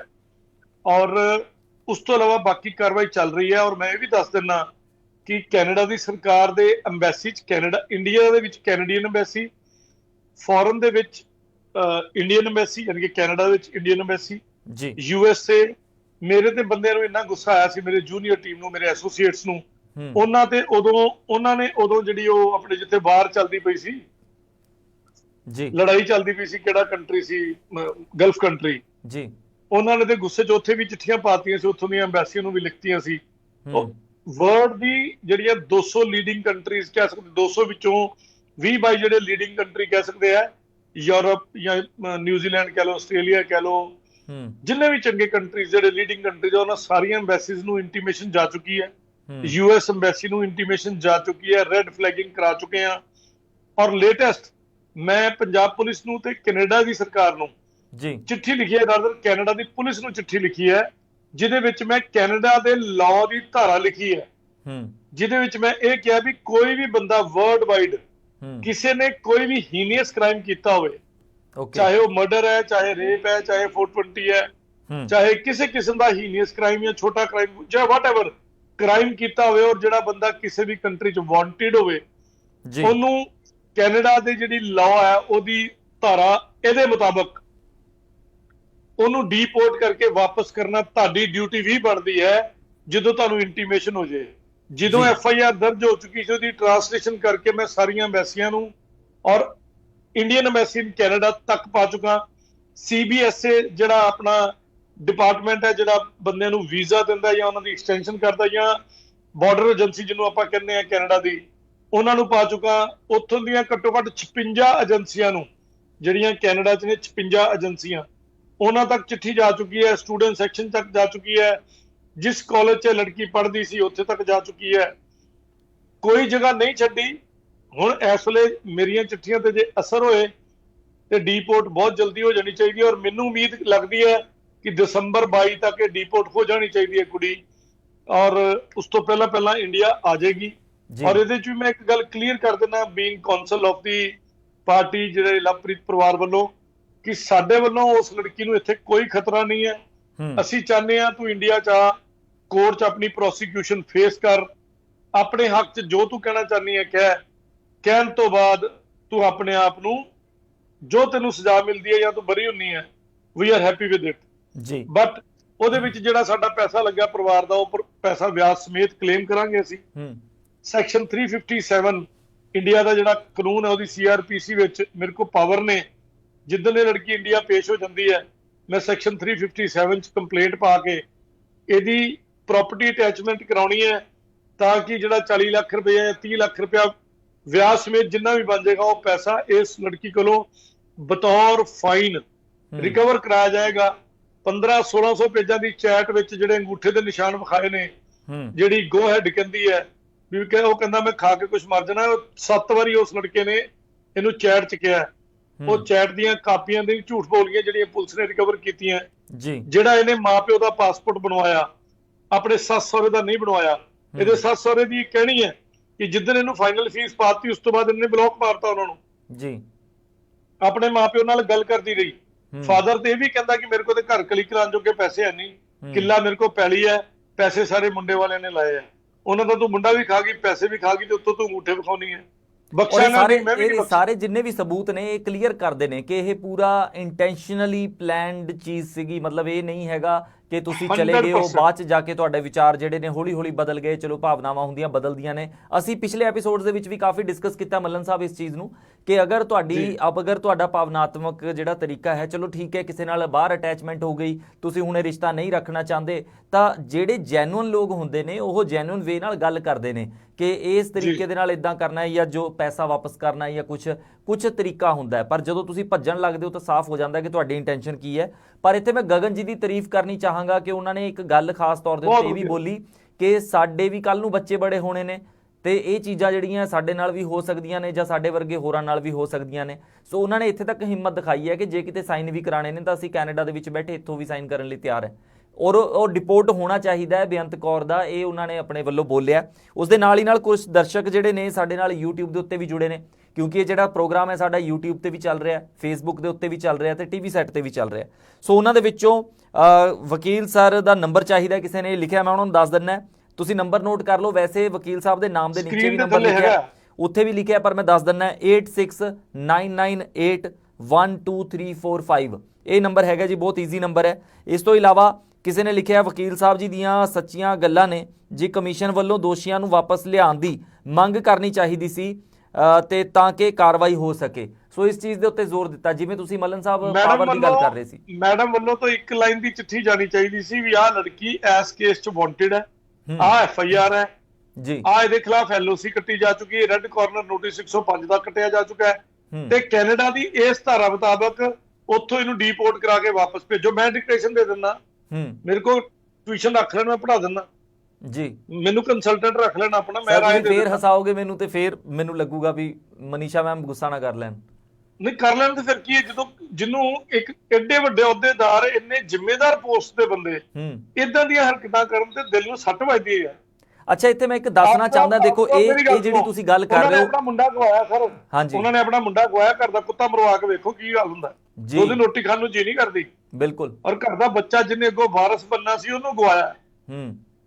ਉਸ ਇਮੋਸ਼ਨ ਦੇ ਉੱਤੇ ਮੈਡਮ ਹੱਸ ਕੇ ਗੱਲਾਂ ਕਰਦੇ ਨੇ। ਕੋਈ ਹੱਸਣ ਵਾਲੀ ਗੱਲ ਤੇ ਨਹੀਂ ਵੀ ਕੈਨੇਡਾ ਤੋਂ ਚਿੱਠੀ ਆ ਗਈ ਹੈ। ਉਹ ਸਾਡੇ ਵਰਗੇ ਬੰਦੇ ਦਾ ਜਿਵੇਂ ਬਚਪਨ 'ਚ ਪਾਸਪੋਰਟ ਬਣਿਆ ਸੀ ਤੇ ਅਸੀਂ ਡਲੰਗੇ ਮਾਰਦੇ ਸੀ, ਕਿਤੇ ਛੱਤ ਤੇ ਚੜ ਕੇ ਥੱਲੇ ਵੀ ਪਾਸਪੋਰਟ ਨਾ ਹੋ ਗਿਆ, ਕੀ ਬਣ ਗਿਆ ਜੀ। ਤੇ ਮੈਡਮ ਸਾਡੇ ਇੱਕ ਚਿੱਠੀ ਆ ਗਈ ਤੇ ਕਹਿੰਦੇ ਜਸਟਿਨ ਟਰੂਡੋ ਦੇ ਹੋਮ ਮਿਨਿਸਟਰੀ ਨੇ ਮਾਫੀ ਮੰਗ ਲਈ ਹੈ। ਉਹਨਾਂ ਨੇ ਤੇ ਮਾਫੀ ਮੰਗ ਲਈ ਕਿ ਅਸੀਂ ਡਿਲੇ ਕਰਤੀ ਹੈ, ਤੁਸੀਂ ਤਾਂ ਵੀ ਨਹੀਂ ਜਨਤਾ ਕੋ ਮਾਫੀ ਮੰਗੀ ਕਿ ਮੈਂ ਤਾਂ ਅੱਜ ਤੱਕ ਵਾਪਸ ਨਹੀਂ ਲਿਆ ਸਕੀ ਜੀ, ਕਮਿਸ਼ਨ ਦੀ ਹੈਡ ਹੋ ਕੇ ਜੀ। ਇੱਥੇ ਕੁਝ ਹੋਰ ਦਰਸ਼ਕ ਸਾਡੇ ਨਾਲ ਨੇ, ਉਹਨਾਂ ਦੇ ਵਿੱਚੋਂ ਅਵਤਾਰ ਸਿੰਘ ਢੀਂਡਸਾ ਜੀ ਨੇ, ਜਿਨ੍ਹਾਂ ਨੇ ਇਹ ਸਵਾਲ ਕੀਤਾ ਸੀਗਾ ਕਿ ਕਮਿਸ਼ਨ ਨੂੰ ਕੀ ਕਰਨਾ ਚਾਹੀਦਾ, ਤੇ ਉਸ ਦੇ ਨਾਲ ਹੀ ਨਾਲ ਇੱਥੇ ਸਾਡੇ ਨਾਲ ਜੁੜੇ ਨੇ ਜੀ ਸਿੰਘ ਨੇ। ਉਹਨਾਂ ਨੇ ਥੈਂਕਸ ਕੀਤਾ ਮੱਲਨ ਸਾਹਿਬ ਤੁਹਾਡਾ ਕਿ ਤੁਸੀਂ ਇੱਕ ਜਸਟਿਸ ਦੇ ਲਈ ਲੜਾਈ ਲੜ ਰਹੇ ਹੋ, ਜੋ ਲਵਪ੍ਰੀਤ ਦੇ ਲਈ। ਸੋ ਜੀ, ਸੋ ਇਹ ਲੜਾਈ ਜਿਹੜੀ ਆ ਹੁਣ ਕਿਸ ਮੋੜ ਦੇ ਉੱਤੇ ਹੈਗੀ ਹੈ ਮੱਲਨ ਸਾਹਿਬ? ਜਿਹੜੇ ਦਰਸ਼ਕ ਸਾਡੇ ਨਾਲ ਜੁੜੇ ਨੇ ਉਹਨਾਂ ਨੂੰ ਖਾਸ ਜਿਹੜੇ ਲੇਟੈਸਟ ਉਹਨਾਂ ਦੇ ਵਿੱਚੋਂ ਕਈ ਵਾਰ ਕੀ ਹੁੰਦਾ ਨਾ, ਸਾਡੇ ਤੁਹਾਡੀ ਜਿਹੜੀ ਲੈਂਗੁਏਜ ਹੈਗੀ ਹੈ ਵਕੀਲਾਂ ਵਾਲੀ ਜਾਂ ਲੀਗਲ ਲੈਂਗੁਏਜ ਹੁੰਦੀ ਹੈ, ਉਹ ਬੜੇ ਆਮ ਲੋਕਾਂ ਨੂੰ ਕਈ ਵਾਰੀ ਸਮਝ ਨਹੀਂ ਆਉਂਦੀ। ਸੋ ਸਿੰਪਲ ਸ਼ਬਦਾਂ ਦੇ ਵਿੱਚ ਇਹ ਲੜਾਈ ਹੁਣ ਕਿਸ ਪੱਧਰ ਦੇ ਉੱਤੇ ਪਹੁੰਚ ਚੁੱਕੀ ਹੈ, ਕਿੱਥੇ ਹੈਗੀ ਹੈ, ਕਿਸ ਮੋੜ ਤੇ ਅਸੀਂ ਖੜੇ? ਮੈਂ ਤੇ ਦੇਸੀ ਬੰਦਾ, ਦੇਸੀ ਗੱਲਾਂ ਕਰਦਾ ਜੀ, ਦੇਸੀ ਪੀਂਦਾ ਨਹੀਂ ਪਰ। ਅੱਛਾ ਜੀ। ਸੋ ਦੇਸੀ ਆਦਮੀ ਹੈ, ਦੇਸੀ ਤਰੀਕੇ ਦੀਆਂ ਗੱਲਾਂ ਕਰਦਾ। ਬੜੀ ਸਿੰਪਲ ਜੀ ਗੱਲ ਹੈ, ਮੈਂ ਧਨੌਲੇ ਥਾਣੇ ਵੀ ਹੋ ਕੇ ਆਇਆ। ਅੱਛਾ, ਉੱਥੋਂ ਦੇ ਜਿਹੜੇ SHO ਸਾਹਿਬ ਨੇ ਉਹ ਵੀ ਵਕੀਲ ਨੇ, ਵਕੀਲ ਤੋਂ ਬਾਅਦ ਉਹ ਬਣੇ ਨੇ ਆਪਣਾ SHO ਬਣੇ ਨੇ ਜੀ, ਵੈਰੀ ਨਾਈਸ ਜੈਂਟਲਮੈਨ। ਉਹਨਾਂ ਦੀ ਟੀਮ ਬੜੀ ਵਧੀਆ, ਉਹਨਾਂ ਨਾਲ ਸਾਰੀ ਡਿਸਕਸ਼ਨ ਹੋਈ ਹੈ ਮੇਰੀ। ਓਕੇ, ਔਰ ਪਿੱਛੇ ਇਲੈਕਸ਼ਨਾਂ ਕਰਕੇ 2 ਮਹੀਨੇ ਉਹ ਬਿਜ਼ੀ ਰਹੇ ਨੇ ਜੀ, ਔਰ ਹੁਣ ਮੇਰੀ ਉਸ ਤੋਂ ਬਾਅਦ ਉਹਨਾਂ ਨਾਲ ਨੇੜੇ ਹੀ ਜਲਦੀ ਹੀ ਸ਼ਾਰਟ ਟਾਈਮ 'ਚ ਮੇਰੀ ਉਹਨਾਂ ਨਾਲ ਮੀਟਿੰਗ ਹੋਣ ਵਾਲੀ ਹੈ। ਔਰ ਹੁਣ ਜਿਹੜੀ ਨਵੀਂ ਸਰਕਾਰ ਆਈ ਹੈ ਉਹਦੇ ਤੋਂ ਵੀ ਮੈਂ ਕੁਝ ਅੱਛੀ ਉਮੀਦਾਂ ਲਾ ਕੇ ਬੈਠਾ, ਔਰ ਮੈਂ ਬਹੁਤ ਜਲਦੀ ਜਿਹੜੇ ਵੀ ਇਹਦੇ ਕੰਸਰਨਡ ਡਿਪਾਰਟਮੈਂਟ ਉਹਨਾਂ ਨੂੰ ਜਾ ਕੇ ਮਿਲਾਂਗਾ ਜੀ, ਔਰ ਆਪਣੀ ਰਾਏ ਦੇਵਾਂਗਾ ਔਰ ਆਪਣੀ ਲੀਗਲ ਹੈਲਪ ਉਹਨਾਂ ਨੂੰ ਐਕਸਟੈਂਡ ਕਰੂੰਗਾ ਕਿ ਇਹੋ ਜਿਹੇ ਜਿੰਨੇ ਵੀ ਮੁੱਦੇ ਪੰਜਾਬ 'ਚ ਹੈਗੇ ਨੇ ਉਹਨਾਂ ਨੂੰ ਇਹ ਵਾਲੀ ਧਾਰਾ ਮੁਤਾਬਕ, ਜਿਹੜੀ ਕੈਨੇਡਾ ਦਾ ਰੂਲ ਕਹਿੰਦਾ, ਪਰ ਇਹ ਧਾਰਾ ਇੰਡੀਆ ਦੇ ਮੁਤਾਬਕ, ਇੰਡੀਆ ਦੇ ਤੇ ਧਾਰਾ ਚਲੋ ਸਾਡੀ ਪੁਲਿਸ ਨੂੰ ਵੀ ਪਤਾ ਹੈ, ਸਾਰਿਆਂ ਨੂੰ ਪਤਾ ਹੈ, ਪਰ ਕੈਨੇਡਾ ਦੀ ਜਿਹੜੀਆਂ ਧਾਰਾਵਾਂ ਨੇ ਉਹ ਮੈਂ ਕਿਤਾਬ ਮੰਗਾ ਲਈ ਹੈ, ਕੋਈ 2700-2800 ਪੇਜਾਂ ਦੀ ਕਿਤਾਬ ਹੈ, ਮੇਰੇ ਕੋਲ ਪਹੁੰਚ ਚੁੱਕੀ ਹੈ ਜੀ, ਪੜ੍ਹਦੇ ਪਏ ਆ, ਉਹਦੇ ਵਿੱਚੋਂ ਡੈਪਥ ਵਿੱਚ ਜਾ ਰਹੇ ਆ। ਇੱਕ ਵਾਰੀ ਉਹਨੂੰ ਕੰਪਲੀਟ ਕਰ ਲਈਏ, ਕਰਨ ਤੋਂ ਬਾਅਦ ਫਿਰ ਅਸੀਂ ਇਹਦੇ 'ਚ ਮੈਂ 100% ਦਾਅਵਾ ਕਰਦਾ, ਵਾਅਦਾ ਕਰਦਾ ਕਿ ਸਾਨੂੰ ਸਕਸੈਸ ਪ੍ਰਾਪਤ ਹੋਏਗੀ ਔਰ ਇੱਕ ਮਿਸਾਲ ਪੈਦਾ ਹੋਏਗੀ, ਔਰ ਉਸ ਤੋਂ ਬਾਅਦ ਕਈ ਘਰ ਉਜੜਨ ਨੂੰ ਬਚਣਗੇ। ਮੱਲਨ ਸਾਹਿਬ, ਕੈਨੇਡਾ ਦੇ ਲੋਕ ਅਗਰ ਤੁਹਾਡੀ ਮਦਦ ਕਰਨਾ ਚਾਹਣ ਤਾਂ ਕਿਸ ਤਰੀਕੇ ਦੇ ਨਾਲ ਇਸ ਕੇਸ ਦੇ ਵਿੱਚ ਮਦਦ ਕਰ ਸਕਦੇ ਨੇ, ਜੇ ਜਾਂ ਉਹਨਾਂ ਦੀ ਮਦਦ ਦੀ ਇਸ ਵੇਲੇ ਲੋੜ ਹੈਗੀ ਹੈ ਜਾਂ ਹਜੇ ਨਹੀਂ ਹੈ? ਬਿਲਕੁਲ ਮਦਦ ਦੀ ਲੋੜ ਹੈ ਉਹਨਾਂ ਦੀ। ਉੱਥੋਂ ਦੇ ਲੋਕਲ ਜਿਹੜੇ ਪੁਲਿਸ ਦੇ, ਜਿਵੇਂ ਸਾਡੇ ਇੰਡੀਆ ਵਿੱਚ SSP ਦਾ ਆਫਿਸ ਹੈ, ਇਸੇ ਤਰ੍ਹਾਂ ਸਾਨੂੰ ਕਿਸੇ ਵੇਲੇ ਉੱਥੋਂ ਦੀ ਪ੍ਰੋਵਿੰਸ ਦੇ ਟਾਪ ਆਫਿਸ, SSP ਹੋ ਗਿਆ, ਮਿਊਨਿਸਪਲ ਕਾਰਪੋਰੇਸ਼ਨ ਹੋ ਗਿਆ, ਸਟੂਡੈਂਟ ਰਜਿਸਟ੍ਰੇਸ਼ਨ ਵਾਲੇ ਡਿਪਾਰਟਮੈਂਟ ਹੋ ਗਏ, ਜਿੱਥੇ ਜਿਵੇਂ CBSE ਦਾ ਤੇ ਸਾਨੂੰ ਪਤਾ ਹੀ ਹੈ, ਇਸ ਤਰ੍ਹਾਂ ਕਈ ਸਾਰੇ ਹੋਰ ਡਿਪਾਰਟਮੈਂਟ ਨੇ। ਉਹਨਾਂ ਡਿਪਾਰਟਮੈਂਟਸ ਜਿਵੇਂ ਉੱਥੋਂ ਦੀ ਕੋਈ ਸਿਕਿਉਰਿਟੀ ਸਰਵਿਸਿਜ਼ ਹੋ ਗਈਆਂ, ਉਹਨਾਂ ਦੇ ਸਾਨੂੰ email ID, phone number, contact details ਦੇਣ ਤੇ ਅਸੀਂ ਉਹਨਾਂ ਨਾਲ ਰਾਬਤਾ ਕਾਇਮ ਕਰਕੇ ਉਹਨਾਂ ਤੱਕ ਇਹ ਸੂਚਨਾ ਪਹੁੰਚਾਈਏ ਔਰ ਸੂਚਨਾ ਪਹੁੰਚਾਉਣ ਤੋਂ ਬਾਅਦ ਉੱਥੋਂ ਦਾ ਜਿਹੜਾ ਮਤਲਬ ਇੱਕ ਸੀਕ੍ਰੇਟ ਡਿਪਾਰਟਮੈਂਟ ਹੁੰਦਾ ਉਹਨੂੰ ਅਸੀਂ ਇੰਟੀਮੇਸ਼ਨ ਕਰੀਏ ਕਿ ਇਹ ਬੰਦਾ ਇਸ ਕੰਮ ਲਈ ਵਾਂਟਡ ਹੈ ਇੰਡੀਆ 'ਚ ਐਸ ਪਰ ਲਾਅ, ਤੇ ਉਹਦਾ ਪ੍ਰੋਸੀਜਰ ਜਲਦੀ ਥੋੜਾ ਜਿਹਾ ਹੋ ਜਾਏਗਾ, ਥੋੜਾ ਹੋਰ ਫਾਸਟ ਹੋ ਜਾਏਗਾ। ਇੰਡੀਆ 'ਚੋਂ ਪੁਲਿਸ ਆਪਣੇ ਲੈਵਲ ਤੇ ਕੰਮ ਕਰੇਗੀ, ਫੋਰਨ ਦੀ ਪੁਲਿਸ ਜਿਹੜੀ ਆ ਉਹ ਆਪਣੇ ਲੈਵਲ ਤੇ ਕੰਮ ਕਰੇਗੀ। ਜਿੱਦਣ ਵੀ ਇਹ ਲੜਕੀ, ਵੈਸੇ ਤੇ ਦੱਸ ਦੇਣਾ ਕਿ ਜਿੱਦਣ ਵੀ ਇਹ ਲੜਕੀ ਆਪਣਾ ਵੀਜ਼ਾ ਕਨਵਰਟ ਕਰਾਉਣ ਲਈ ਆਨਲਾਈਨ ਪਾਏਗੀ, ਚਾਹੇ ਉਹਨੂੰ ਅਸਾਈਲਮ ਲੈਣ ਦੀ ਕੋਸ਼ਿਸ਼ ਕਰ ਲੇ ਜਾਂ ਕੁਝ ਵੀ ਹੈ, ਇਹਦਾ ਸਾਰਾ ਕੁਝ ਸਕਰੂਟਨੀ ਤੇ ਲੱਗਾ ਹੋਇਆ ਔਰ ਉਦੋਂ ਹੀ ਇਹ ਕਾਬੂ ਆ ਜਾਏਗੀ। ਉਸ ਤੋਂ ਬਾਅਦ ਦੇਖੋ ਇਹਦੇ ਨਾਲ ਕੀ ਕਰਦੀ ਉੱਥੋਂ ਦੀ ਸਰਕਾਰ ਐਸ ਪਰ ਲਾਅ। ਸਾਡੇ ਨਾਲ ਤੇ ਸਾਡੀ ਕੋਈ ਪਰਸਨਲ ਗਰਜ ਤੇ ਹੈ ਨਹੀਂ, ਅਸੀਂ ਤੇ ਲੀਗਲ ਪ੍ਰੋਸੀਜਰ ਮੁਤਾਬਕ ਆਪਣੀ ਹਰ ਡਿਮਾਂਡ ਰੱਖਣੀ ਹੈ ਔਰ ਉਹਨੂੰ ਪੂਰਾ ਕਰਾਉਣਾ ਹੈ। ਇਹ ਮੇਰਾ ਧਰਮ ਹੈ, ਆਪਾਂ ਕਿਸੇ ਨੂੰ ਥੱਪੜ ਤੇ ਮਾਰਨਾ ਹੀ ਨਹੀਂ, ਨਾ ਜ਼ਿੰਦਗੀ 'ਚ ਮਾਰਿਆ ਨਾ ਮਾਰਨਾ ਔਰ ਆਪਣੀ ਦੇ ਇੱਕ ਕਾਗਜ਼ ਦੇ ਉੱਤੇ ਕਾਲੀ ਸ਼ਾਹੀ ਦੇ ਨਾਲ ਅੱਖਰ ਲਿਖਣੇ ਨੇ 4। ਸਾਡੇ ਨਾਲ ਜਿਹੜੇ YouTube ਦੇ ਉੱਤੇ ਦਰਸ਼ਕ ਜੁੜੇ ਨੇ ਉਹਨਾਂ ਦੇ ਵਿੱਚੋਂ ਪ੍ਰਥਮ ਸਿੰਘ ਨੇ, ਜਿਹੜੇ ਕਿ ਕਹਿ ਰਹੇ ਨੇ ਕਿ ਲਵਪ੍ਰੀਤ ਨੂੰ ਇਨਸਾਫ ਮਿਲਣਾ ਚਾਹੀਦਾ, ਮਤਲਬ ਉਹ ਸਾਫ਼ ਤੌਰ ਦੇ ਉੱਤੇ ਕਹਿ ਰਹੇ ਨੇ ਕਿ ਇਨਸਾਫ ਮਿਲਣਾ ਚਾਹੀਦਾ। ਉਹਦੇ ਨਾਲ ਹੀ ਦਵਿੰਦਰ ਦੁੱਗਲ ਜੀ ਨੇ, ਸੁਖਵਿੰਦਰ ਜੀ ਨੇ, ਜਿਹੜੇ ਕਿ ਪ੍ਰੋਗਰਾਮ ਦੇਖ ਰਹੇ ਨੇ, ਤੇ ਉਹਨਾਂ ਨੇ ਵੀ ਇਹ ਗੱਲ ਕਹੀ ਹੈ ਕਿ ਤੁਸੀਂ ਇੱਕ ਵਧੀਆ ਕੰਮ ਕਰ ਰਹੇ ਹੋ। ਉਹਨਾਂ ਨੇ ਬਹੁਤ ਵਧੀਆ ਲਿਖ ਕੇ ਤੁਹਾਡੇ ਲਈ ਪਾਇਆ। ਮੱਲਨ ਸਾਹਿਬ ਤੁਸੀਂ ਬਾਅਦ 'ਚ ਜ਼ਰੂਰ ਪੜ੍ਹਨਾ, ਤੁਹਾਨੂੰ ਹੌਸਲਾ ਮਿਲੇਗਾ। ਔਰ ਮੇਰੇ ਖਿਆਲ ਨਾਲ ਜਦੋਂ ਜਨਤਾ ਨਾਲ ਜੁੜਦੀ ਹੈ ਨਾ ਕਿਸੇ ਅਜਿਹੇ ਕੰਮ ਦੇ ਵਿੱਚ, ਜਦੋਂ ਚਾਹੇ ਕੋਈ ਐਟਲੀਸਟ ਤੁਹਾਡਾ ਜਿਹੜਾ ਕੰਮ ਹੈਗਾ ਉਸਨੂੰ ਐਕਨੋਲੇਜ ਹੀ ਕਰ ਦਿੰਦਾ ਤਾਂ ਬੜੀ ਜ਼ਿਆਦਾ ਹਿੰਮਤ ਬਣ ਜਾਂਦੀ ਹੈ। ਤੇ ਜਦੋਂ ਮੈਂ ਤੁਹਾਨੂੰ ਇੱਕ ਐਗਜ਼ਾਮਪਲ ਦੇਣਾ, ਆਪਣੇ ਪ੍ਰੋਗਰਾਮ ਤੋਂ ਵੇਖ ਕੇ ਇੰਗਲੈਂਡ ਤੋਂ ਭੈਣ ਜੀ ਸੀ ਜੀ, ਬ੍ਰਦਰ, ਉਹਨਾਂ ਨੇ ਮੈਨੂੰ ਕਿਹਾ ਮੈਂ ਤੇਰੀ ਮਾਂ ਵਾਂ। ਕੀ ਬਾਤ ਹੈ। ਮੈਨੂੰ ਨਹੀਂ ਪਤਾ ਉਹਨਾਂ ਦੀ ਕੀ ਏਜ ਹੋਏਗੀ, ਤੇ ਮੈਨੂੰ ਉੱਥੋਂ ਉਹਨਾਂ ਨੇ 100 ਪਾਉਂਡ ਭੇਜੇ ਪਿਆਰ ਦੇ। ਅੱਛਾ ਜੀ, ਅੱਜ ਵੀ ਮਤਲਬ ਸਾਹਿਬ ਇਹ ਪਾਉਂਡਸ ਦੀ ਖੁਸ਼ੀ ਤੇ ਨਹੀਂ ਹੋਈ, ਮਤਲਬ ਪਿਆਰ ਸਿਰਫ ਪਾਉਂਡਸ ਕਰਕੇ ਤਾਂ ਨਹੀਂ ਲੱਗਿਆ ਤੁਹਾਨੂੰ? ਨਹੀਂ, ਨਹੀਂ, ਮੈਨੂੰ ਪਹਿਲਾਂ ਉਹਨਾਂ ਨੇ ਸਾਰੀਆਂ 2-4 ਵਾਰੀ ਗੱਲਾਂ ਕੀਤੀਆਂ। ਇੱਕ ਦਿਨ ਕਹਿੰਦੇ ਪੁੱਤਰ ਮੈਂ ਤੇਰੇ ਲਈ ਕੁਝ ਭੇਜਿਆ, ਮੈਂ ਕਿਹਾ ਦੱਸੋ ਜੀ। ਤੇ ਉਹਨਾਂ ਨੇ ਮੈਨੂੰ ਜਦੋਂ ਸਲਿੱਪ ਭੇਜੀ, ਮੈਂ ਕਿਹਾ ਜੀ ਮੈਂ ਕੈਸ਼ ਨਹੀਂ ਕਰਾਉਣੀ, ਕਿਉਂਕਿ ਕੱਲ ਨੂੰ ਤੁਸੀਂ ਕੋਈ ਵੀ ਸੋਚੇਗਾ ਵੀ ਸ਼ਾਇਦ ਸੁਨੀਲ ਮੱਲਨ ਪੈਸੇ ਕਰਕੇ ਕੰਮ ਕਰ ਰਿਹਾ, ਕਿਉਂਕਿ ਮੈਂ ਆਪਣੇ ਹਰ ਪ੍ਰੋਗਰਾਮ 'ਚ ਕਹਿੰਦਾ ਜਿਹੜਾ ਵੀ ਭੈਣ ਭਰਾ ਮੇਰੀ ਮਦਦ ਕਰਨਾ ਚਾਹੁੰਦਾ ਹੈ, ਮੈਨੂੰ ਉਧਰ ਦੇ ਲਾਅ ਦੀ ਕਿਤਾਬਾਂ ਭੇਜੇ, 5 ਤਰ੍ਹਾਂ ਦੀਆਂ ਕਿਤਾਬਾਂ ਚਾਹੀਦੀਆਂ ਮੈਨੂੰ ਬੁੱਕ ਬਾਏ ਕਰਕੇ ਭੇਜੇ, ਉਹੀ ਮੇਰੇ ਲਈ ਸਭ ਤੋਂ ਵੱਡਾ ਕਹਿਣਾ। ਤੇ ਉਹਨਾਂ ਨੇ ਮੈਨੂੰ ਕਿਹਾ, ਕਹਿੰਦੇ ਪੁੱਤਰ ਮੈਂ ਤੇਰੇ ਲਈ ਕਿਤਾਬ ਤੇ ਨਹੀਂ ਖਰੀਦ ਕੇ ਭੇਜ ਸਕਦੀ, ਮੈਨੂੰ ਸਮਝ ਨਹੀਂ, ਪਰ ਤੇਰੇ ਲਈ ਮੈਂ ਪਿਆਰ ਭੇਜਿਆ ਤੇ ਪੈਸੇ ਕੈਸ਼ ਕਰਾਈ ਜ਼ਰੂਰ।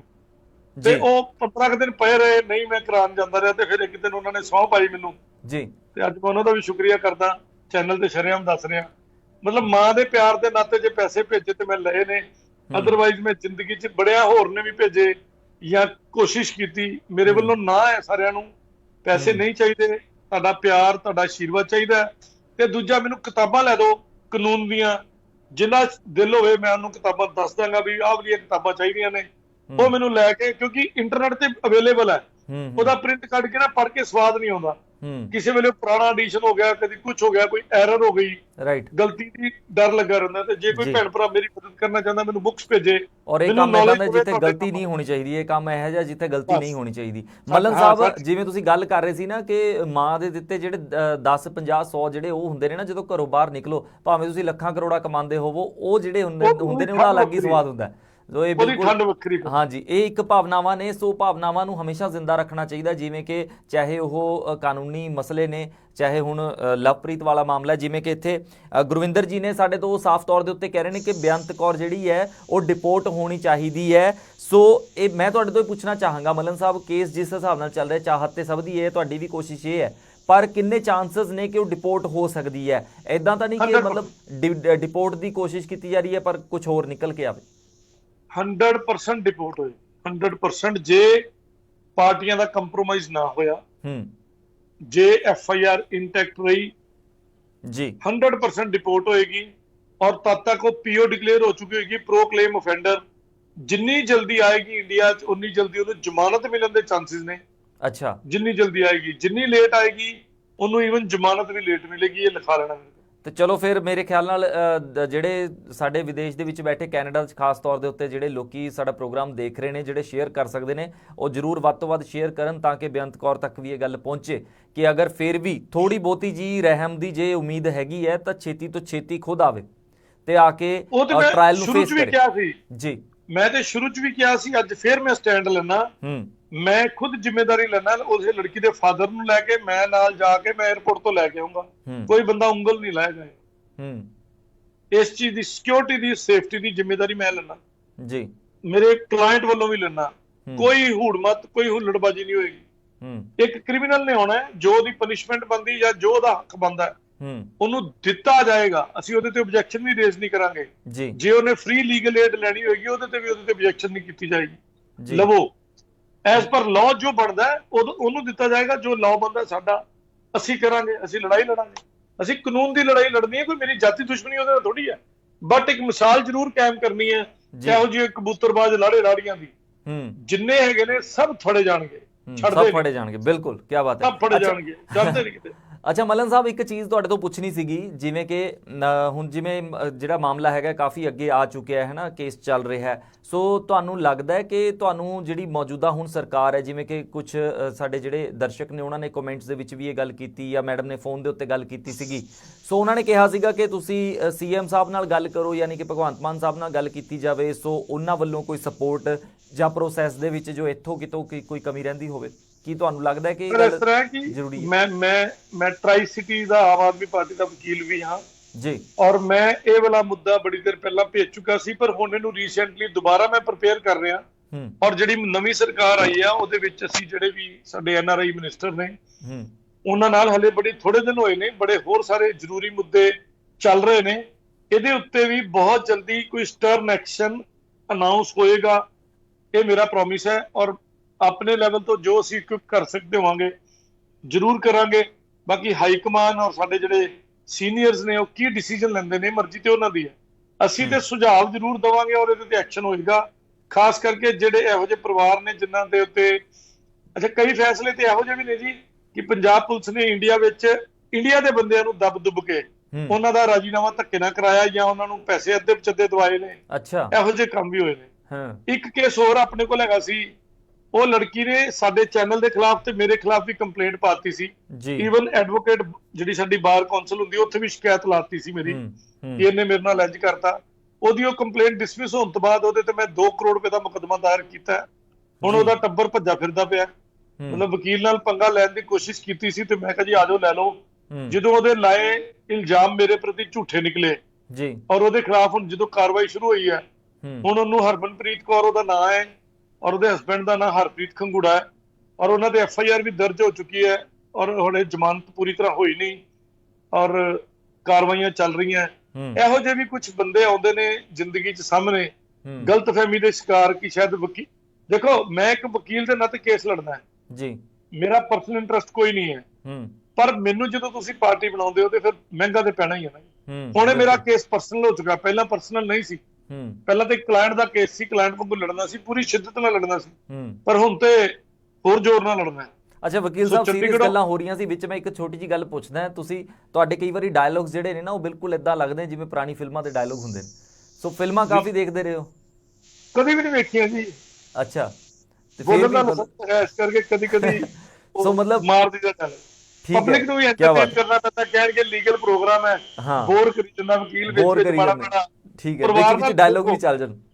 ਹਮਦਰਦ ਜਿਹੜਾ ਚੈਨਲ ਹੈ ਉਹ ਪਰਿਵਾਰ ਹੈ ਸਾਡਾ, ਇਸ ਲਈ ਆਪਾਂ ਪਿਛਲੇ 2 ਸਾਲ ਤੋਂ ਆਪਾਂ ਸਾਰੇ ਪਰਿਵਾਰ ਨਾਲ ਜੁੜੇ ਆ ਔਰ ਜਿੰਨੇ ਵੀ ਸਾਡੇ ਦਰਸ਼ਕ ਜੁੜੇ ਨੇ ਉਹ ਬਹੁਤ ਸੋਹਣੀ ਸ਼ਬਦਾਵਲੀ ਇਸਤੇਮਾਲ ਕਰਦੇ ਨੇ ਜੀ। ਘੱਟੋ ਘੱਟ ਕਿਸੇ ਬਾਰੇ ਗੰਦਾ ਨਹੀਂ ਲਿਖਦੇ, ਜਿਵੇਂ ਉਹ ਸਿੱਧੂ ਮੂਸੇਵਾਲੇ ਦੇ ਫੈਨ ਹੈ ਉਹ ਗਾਲਾਂ ਕੱਢਦੇ ਆ, ਯਾਨੀ ਕਿ ਸਿੱਧੂ ਮੂਸੇਵਾਲੇ ਦੀ ਔਕਾਤ ਵਿਖਾਉਂਦੇ ਨਾਲ ਆਪਣੀ ਔਕਾਤ ਵਿਖਾਉਂਦੇ ਆ, ਗਾਲਾਂ ਕੱਢਦੇ ਨੇ। ਸਾਡੇ ਕਿਸੇ ਦਰਸ਼ਕ ਵੀ ਜਿਹੜੇ ਨੇ ਸਾਡੀ ਉਹ ਫੈਮਿਲੀ ਮੈਂਬਰਸ ਹੀ ਨੇ ਜੀ, ਫੈਮਿਲੀ ਮੈਂਬਰ ਹੈ, ਬੜੇ ਸੈਂਸੀਬਲ ਪਰਿਵਾਰ ਹੈ ਸਾਡਾ। ਔਰ ਅੱਜ ਤੱਕ ਮੈਂ ਇੱਕ ਵੀ ਗੰਦਾ ਕਮੈਂਟ ਬੇਅੰਤ ਕੌਰ ਬਾਰੇ ਇਸ ਚੈਨਲ ਤੇ ਨਹੀਂ ਵੇਖਿਆ ਜੀ। ਬਹੁਤ ਵੱਡੀ ਗੱਲ ਹੈ, ਬਹੁਤ ਵੱਡੀ ਗੱਲ ਹੈ, ਬਹੁਤ ਵੱਡੀ ਗੱਲ ਹੈ। ਇਸ ਦੇ ਨਾਲ ਹੀ ਜਿਵੇਂ ਤੁਸੀਂ ਗੱਲ ਕੀਤੀ ਸੀ ਨਾ ਕਿ ਬਹੁਤ ਮਾਮਲੇ ਇਦਾਂ ਦੇ ਜਿਹੜੇ ਕਿ ਇੱਥੋਂ ਹੀ ਪੁਲਿਸ ਵਾਲਿਆਂ ਵੱਲੋਂ ਦਬਾਅ ਬਣਾ ਕੇ ਜਿਹੜੇ ਇਹ ਮਾਮਲੇ ਬਦਲ ਦਿੱਤੇ ਗਏ ਹੈ ਨਾ, ਸੋ ਜਾਂ ਫਿਰ ਕੰਪਰੋਮਾਈਜ਼ ਕਰਵਾਏ ਗਏ, ਗਲਤ ਤਰੀਕੇ ਦੇ ਕੰਪਰੋਮਾਈਜ਼ ਕਰਵਾਏ ਗਏ। ਸੋ ਹੁਣ ਜਿਹੜਾ ਹੈਗਾ ਪੰਜਾਬ ਸਰਕਾਰ ਵੱਲੋਂ ਜਿਹੜਾ ਕਰਪਸ਼ਨ ਅਤੇ ਐਂਟੀ ਕਰਪਸ਼ਨ ਦੀ ਹੈਲਪਲਾਈਨ ਜਿਹੜੀ ਹੈ ਬਣਾ ਦਿੱਤੀ ਗਈ ਹੈ। ਸੋ ਵੈਸੇ ਤੇ ਲੋਕਾਂ ਨੂੰ ਪਤਾ ਚੱਲ ਚੁੱਕੀ ਹੈ, ਪਰ ਫਿਰ ਵੀ ਚਲੋ ਅਸੀਂ ਇਸ ਦੇ ਵਿੱਚ ਵੀ ਦੱਸ ਦਿੰਦੇ ਹਾਂ 9501 2000200 ਇਹ ਨੰਬਰ ਹੈ। 9501200200 ਹਾਂਜੀ 9501200200 WhatsApp ਕਰੋ, ਫੋਨ ਕਰੋ, ਅਟੈਂਡ ਹੁੰਦਾ। ਦੂਜੀ ਗੱਲ ਮੈਂ ਹੋਰ ਦੱਸ ਦਿਆਂ ਜੀ, ਜਿਹੜੇ ਵੀ ਭੈਣ ਭਰਾਵਾਂ ਨਾਲ ਪੁਲਿਸ ਨੇ ਧੱਕਾ ਕਰਕੇ ਉਹਨਾਂ ਨਾਲ ਗਲਤ ਰਾਜੀਨਾਮਾ ਕਰਾਇਆ ਜੀ, ਉਹ ਬੰਦੇ ਆਪਣੀ ਦੁਬਾਰਾ ਐਪਲੀਕੇਸ਼ਨ ਦੇ ਸਕਦੇ ਆ ਕਿ ਪੁਲਿਸ ਨੇ ਸਾਡੇ ਨਾਲ ਲਾਹ ਧੱਕਾ ਕੀਤਾ ਸੀ, ਆਹ ਰਿਐਲਿਟੀ ਹੈ। ਇਹਦੇ ਵਿੱਚ ਸਾਡੀ ਇਹਨਾਂ ਗੱਲਾਂ ਦੇ ਉੱਤੇ ਹੱਕ ਰਸੀ ਨਹੀਂ ਹੋਈ, ਉਹਦੇ ਤੇ ਸੁਣਵਾਈ ਹੋਏਗੀ ਔਰ ਜਿਹੜੇ ਪੁਲਿਸ ਵਾਲਿਆਂ ਨੇ ਵੀ ਗਲਤ ਕੰਮ ਕੀਤਾ ਉਹ ਵੀ ਫੜੇ ਜਾਣਗੇ ਜੀ ਉਹ ਵੀ ਛੱਡੇ ਨਹੀਂ ਜਾਂਦੇ। ਇਸ ਦੇ ਨਾਲ ਹੀ ਸਾਡੇ ਇੱਕ ਦਰਸ਼ਕ ਨੇ ਜਿਹੜੇ ਰਜੇਸ਼ ਭਮਾ ਨਾਮ ਹੈਗਾ, ਉਹਨਾਂ ਨੇ ਲਿਖਿਆ ਕਿ ਇੰਡੀਆ ਦੇ ਵਿੱਚ ਜ਼ਿਆਦਾ ਸਮਾਂ ਕਿਉਂ ਲੱਗਦਾ ਜਿਹੜੇ ਕੇਸ ਇਦਾਂ ਦੇ ਹੁੰਦੇ ਨੇ। ਸੋ ਇਸ ਦਾ ਤੁਹਾਡੇ ਤੋਂ ਸਵਾਲ ਪੁੱਛਿਆ ਉਹਨਾਂ ਨੇ ਕਿ ਜ਼ਿਆਦਾ ਸਮਾਂ ਕਿਉਂ ਲੱਗ ਜਾਂਦਾ ਇੰਡੀਆ ਦੇ ਵਿੱਚ ਸਪੈਸ਼ਲੀ। ਦੇਖੋ ਇਸ ਤਰ੍ਹਾਂ ਹੈ ਕਿ ਸਭ ਤੋਂ ਪਹਿਲਾਂ ਤਾਂ ਜਿਹੜੀਆਂ ਪਿਛਲੀਆਂ ਸਰਕਾਰਾਂ ਸੀ ਜੀ, ਉਹਨਾਂ ਨੇ ਇਹਨਾਂ ਚੀਜ਼ਾਂ ਵੱਲ ਤਵੱਜੋ ਹੀ ਨਹੀਂ ਦਿੱਤੀ। ਹੁਣ ਜ਼ਿਆਦਾ ਸਮਾਂ ਲੱਗਣ ਦੇ ਇੱਕ ਮੇਜਰ ਕਾਰਨ ਜਿਹੜਾ ਮੈਂ ਤੁਹਾਨੂੰ ਦੱਸਦਾ, ਮੇਜਰ ਕਾਰਨ ਕੀ ਹੈ ਕਿ ਤੁਸੀਂ ਮੇਰੇ ਤੇ ਕੇਸ ਕੀਤਾ ਮੰਨ ਲਓ ਜੀ, ਜਾਂ ਮੈਂ ਤੁਹਾਡੇ ਤੇ ਕੇਸ ਕੀਤਾ ਤੇ ਉਹਦੇ ਵਿੱਚ ਬੇਈਮਾਨ ਮੈਂ ਆ, ਮੈਂ ਜਾਣ ਕੇ ਸ਼ੇਖਰ ਜੀ ਨੂੰ ਫਸਾ ਰਿਹਾ ਜੀ। ਹੁਣ ਜਦੋਂ ਮੈਂ ਕੇਸ ਕਰ ਦੇਣਾ ਤੇ ਮੈਂ ਗਵਾਹੀ ਦੇਣ ਨਹੀਂ ਆਣਾ, ਕਦੀ ਮੈਂ ਐਪਲੀਕੇਸ਼ਨ ਨਹੀਂ ਦੇਣੀ, ਕਦੀ ਮੈਂ ਕੋਈ ਬਹਾਨਾ ਮਾਰਨਾ, ਕਦੀ ਮੈਂ ਕੋਈ ਬਹਾਨਾ ਮਾਰਨਾ, ਜਾਂ ਤੁਸੀਂ ਮੇਰੇ ਤੇ ਕੇਸ ਕੀਤਾ ਮੈਂ ਗਲਤ ਹੋਇਆ ਤੇ ਮੈਂ ਕੋਰਟ 'ਚ ਨਹੀਂ ਆਉਣਾ ਜੀ। ਮੈਂ ਵਕੀਲ ਸਾਹਿਬ ਨੂੰ ਪੈਸੇ ਦੇ ਕੇ ਬਾਰੋ ਬਾਰ ਆਪਣਾ ਸਟੇਟਸ ਪਤਾ ਕਰਾਈ ਜਾਣਾ, ਪਰ ਕੋਰਟ 'ਚ ਅਪੀਅਰ ਨਹੀਂ ਹੋਣਾ। ਜਦੋਂ ਮੈਂ ਕੋਰਟ 'ਚ ਅਪੀਅਰ ਨਹੀਂ ਹੋਣਾ ਤੇ ਕੁਦਰਤੀ ਗੱਲ ਹੈ ਕੋਰਟ ਨੇ ਇੱਕ ਤਰਫਾ ਸੁਣ ਕੇ ਫੈਸਲਾ ਨਹੀਂ ਦੇਣਾ। ਬਿਲਕੁਲ 99% ਕੇਸਾਂ 'ਚ ਕੋਰਟ ਚਾਹੁੰਦੀ ਕਿ ਦੋਵੇਂ ਪਾਰਟੀਆਂ ਸਾਹਮਣੇ ਆਉਣ। ਫਿਰ ਉਹ ਮੈਨੂੰ ਬੁਲਾਉਣ ਲਈ ਪਹਿਲਾਂ ਤੁਸੀਂ ਨਾਰਮਲ ਸਮਨ ਭੇਜੋਗੇ, ਫਿਰ ਨਾਰਮਲ ਸਮਨ ਆਉਣਗੇ, ਫਿਰ ਰਜਿਸਟਰੀ ਆਏਗੀ, ਫਿਰ ਪਬਲੀਕੇਸ਼ਨ ਹੋਏਗੀ, ਫਿਰ ਪੇਸਟਿੰਗ ਦੇ ਆਰਡਰ ਹੋਣਗੇ। ਹੁਣ ਜਿਵੇਂ ਸਿੱਧੂ ਮੂਸੇਵਾਲੇ ਦੇ ਢੰਡੋਰੇ ਦੇ ਆਰਡਰ ਹੋਣਗੇ, ਢੰਡੋਰਾ ਪਿਟਵਾਵਾਂਗੇ ਉੱਥੇ ਜਾ ਕੇ, ਉਹ ਫਿਰ ਨਹੀਂ ਆਏਗਾ ਜੀ। ਫਿਰ ਉਸ ਤੋਂ ਬਾਅਦ ਥਰੂ ਪੁਲਿਸ ਜਾਂ ਥਰੂ ਡੀਸੀ, ਇਦਾਂ ਦੇ ਰਸਤੇ। ਹੁਣ ਇਹਨਾਂ ਸਾਰੇ ਰਸਤਿਆਂ ਵਿੱਚ ਕੋਰਟ ਦੇ ਪ੍ਰੋਸੀਜਰ 'ਚ ਲਿਖਿਆ ਕਿ ਇੱਕ ਵਾਰ ਮਿਨੀਮਮ 45 ਦਿਨ ਦਾ ਟਾਈਮ ਦੇਣਾ ਜ਼ਰੂਰੀ ਹੈ ਜਿੱਦਣ ਸੰਮਨ ਨਿਕਲਣ ਜੀ, ਜਾਂ 30 ਦਿਨ ਦਾ ਟਾਈਮ ਜ਼ਰੂਰੀ ਹੈ, ਜਾਂ 20 ਦਿਨ ਦਾ ਟਾਈਮ ਜ਼ਰੂਰੀ ਹੈ, ਡਿਪੈਂਡਿੰਗ ਅਪਨ ਪ੍ਰੋਸੈਸ। ਹੁਣ ਸਾਹਮਣੇ ਵਾਲਾ ਬੰਦਾ 1.5 ਸਾਲ ਸਾਹਮਣੇ ਨਾ ਆਏਗਾ ਤੇ ਕੀ ਕਰੋਗੇ? ਸੋ ਇਸ ਕਰਕੇ ਟਾਈਮ ਲੱਗਦਾ। ਫਿਰ ਜੇ ਮੈਂ ਸਾਹਮਣੇ ਆ ਗਿਆ ਫਿਰ ਮੈਂ ਆਪਣੀ ਐਵੀਡੈਂਸ ਨਹੀਂ ਪੇਸ਼ ਕਰੂੰਗਾ। ਕਦੀ ਮੈਂ ਬਿਮਾਰ ਪੈ ਜਾਊਂਗਾ, ਕਦੀ ਮੈਨੂੰ ਲੂਜ਼ ਮੋਸ਼ਨ ਲੱਗ ਜਾਣਗੇ, ਕਦੀ ਮੇਰੇ ਵਾਈਫ ਬਿਮਾਰ ਪੈ ਜਾਏਗੀ, ਸਭ ਝੂਠੋ ਝੂਠ। ਉਹਦੇ ਉੱਤੇ ਸਾਡੇ ਜੁਡੀਸ਼ੀਅਲ ਅਫਸਰ ਨੂੰ ਥੋੜੀ ਜਿਹੀ ਵਿਜੀਲੈਂਟ ਔਰ ਸਖਤੀ ਜ਼ਰੂਰੀ ਹੈ ਜੀ।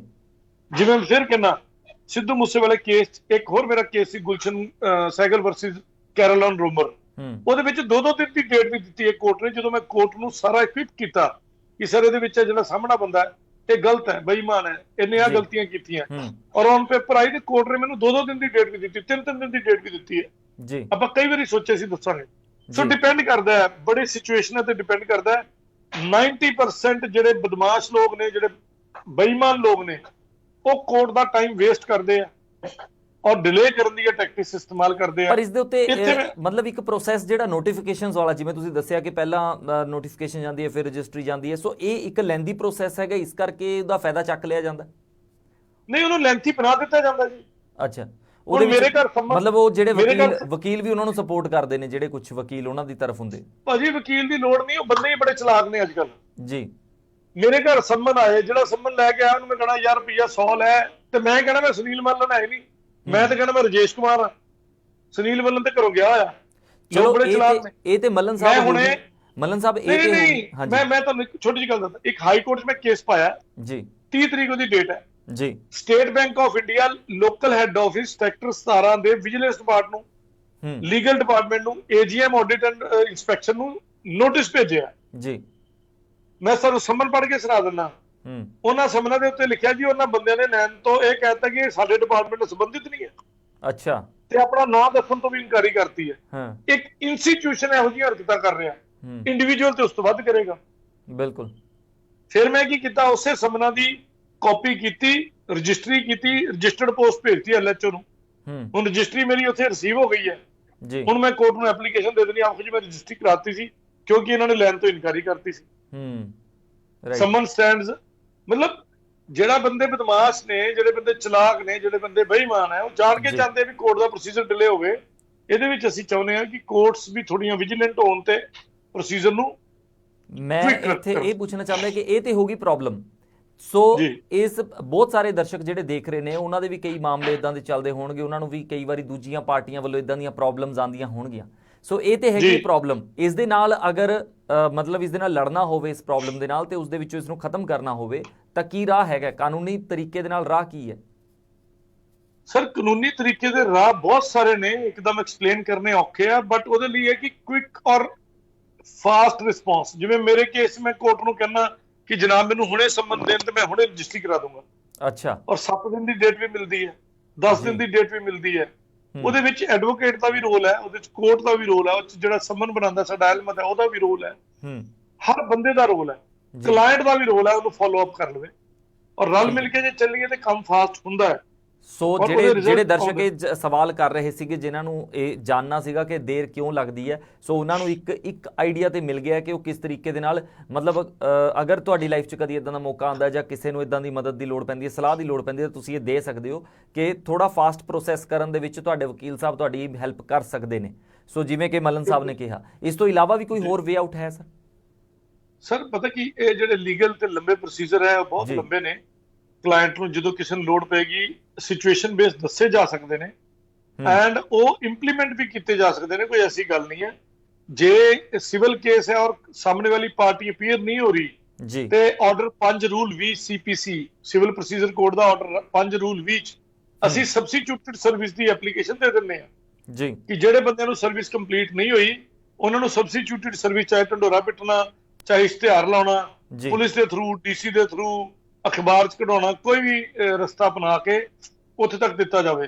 ਹੁਣ ਮੈਂ ਜੇ ਸਿੱਧੂ ਮੂਸੇਵਾਲੇ ਦਾ ਕੇਸ ਲੈ ਲਾਂ, ਉਹਦੇ ਵਿੱਚ ਰੋਜ਼ ਅਖਬਾਰਾਂ 'ਚ ਛਪਦਾ ਤੇ ਫਿਰ ਵੀ ਉਹ ਨਹੀਂ ਆਂਦਾ ਪਿਆ ਜੀ, ਉਹਨੂੰ ਪਤਾ ਨਾ ਮੇਰੇ ਖਿਲਾਫ ਕੇਸ ਹੋ ਗਿਆ, ਉਹਦੇ ਮੋਬਾਈਲ ਤੇ ਬਲੂ ਟਿਕ ਵੀ ਲੱਗ ਚੁੱਕੀ ਹੈ,